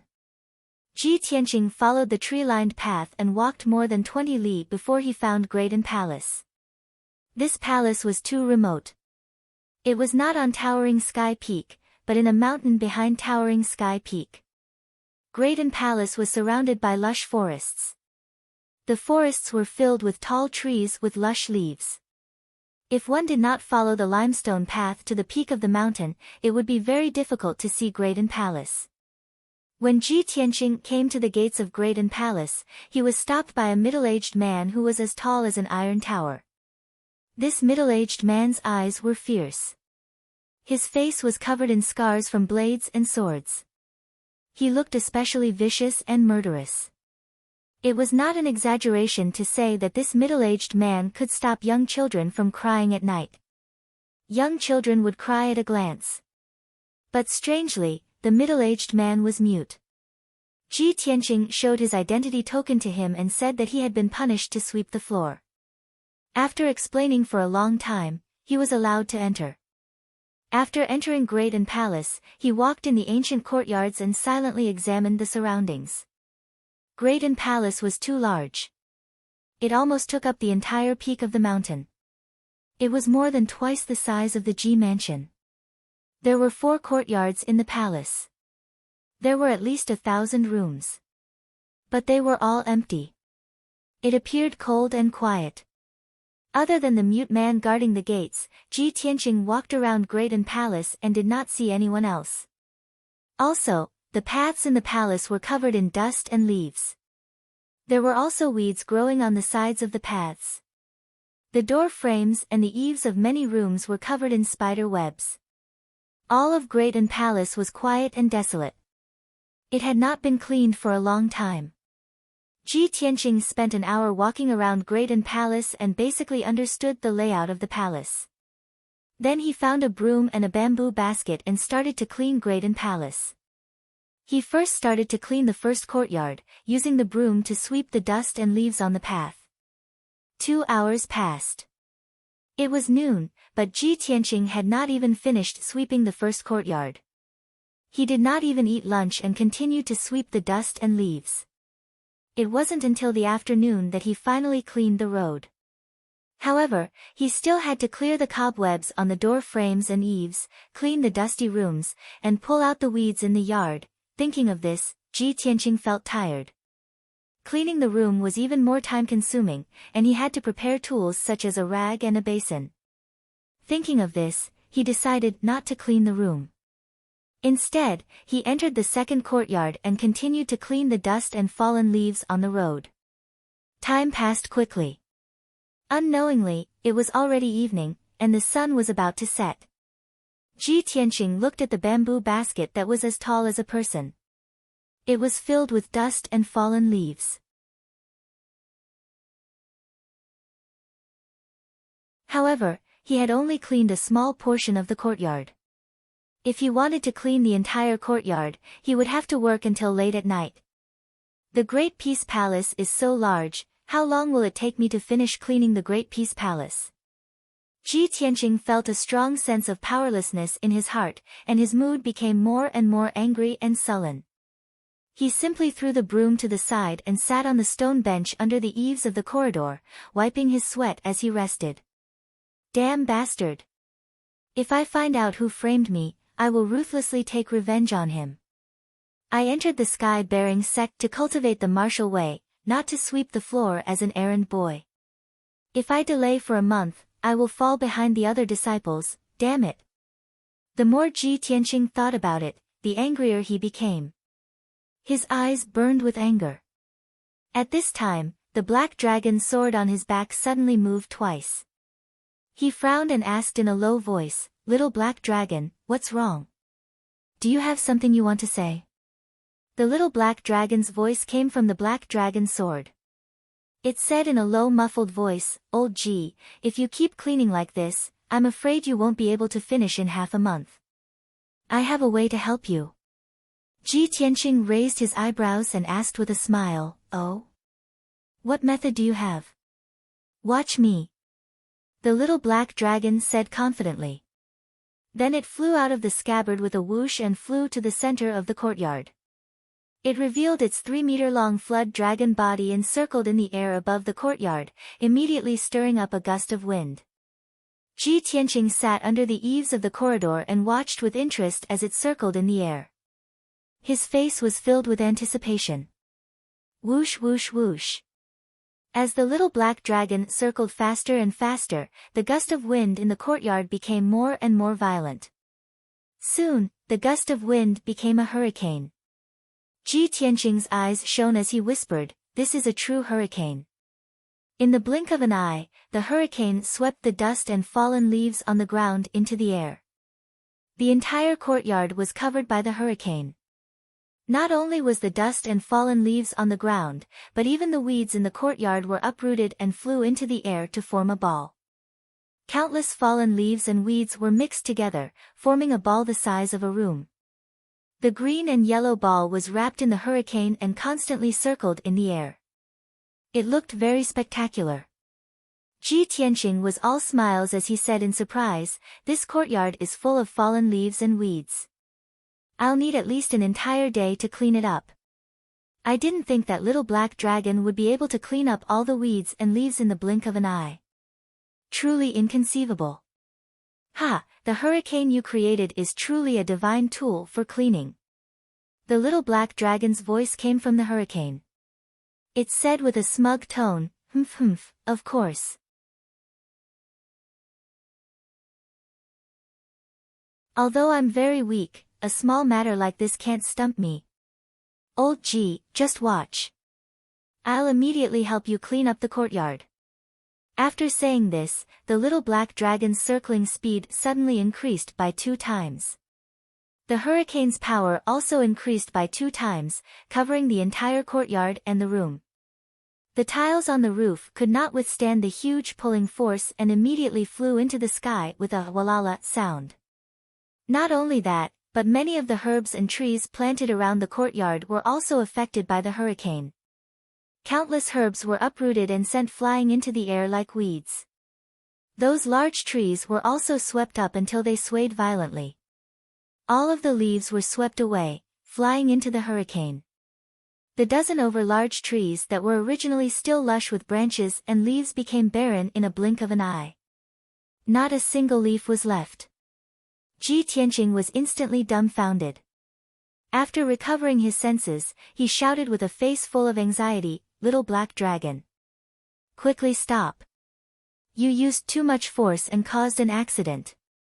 The little black dragon was currently flying with all its might.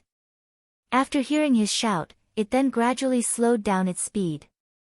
But right at this time, at the courtyard's main entrance, an enraged roar of abuse suddenly sounded out. "Ah, ah! My azure spirit tree! The azure soul grass that I nurtured with great care!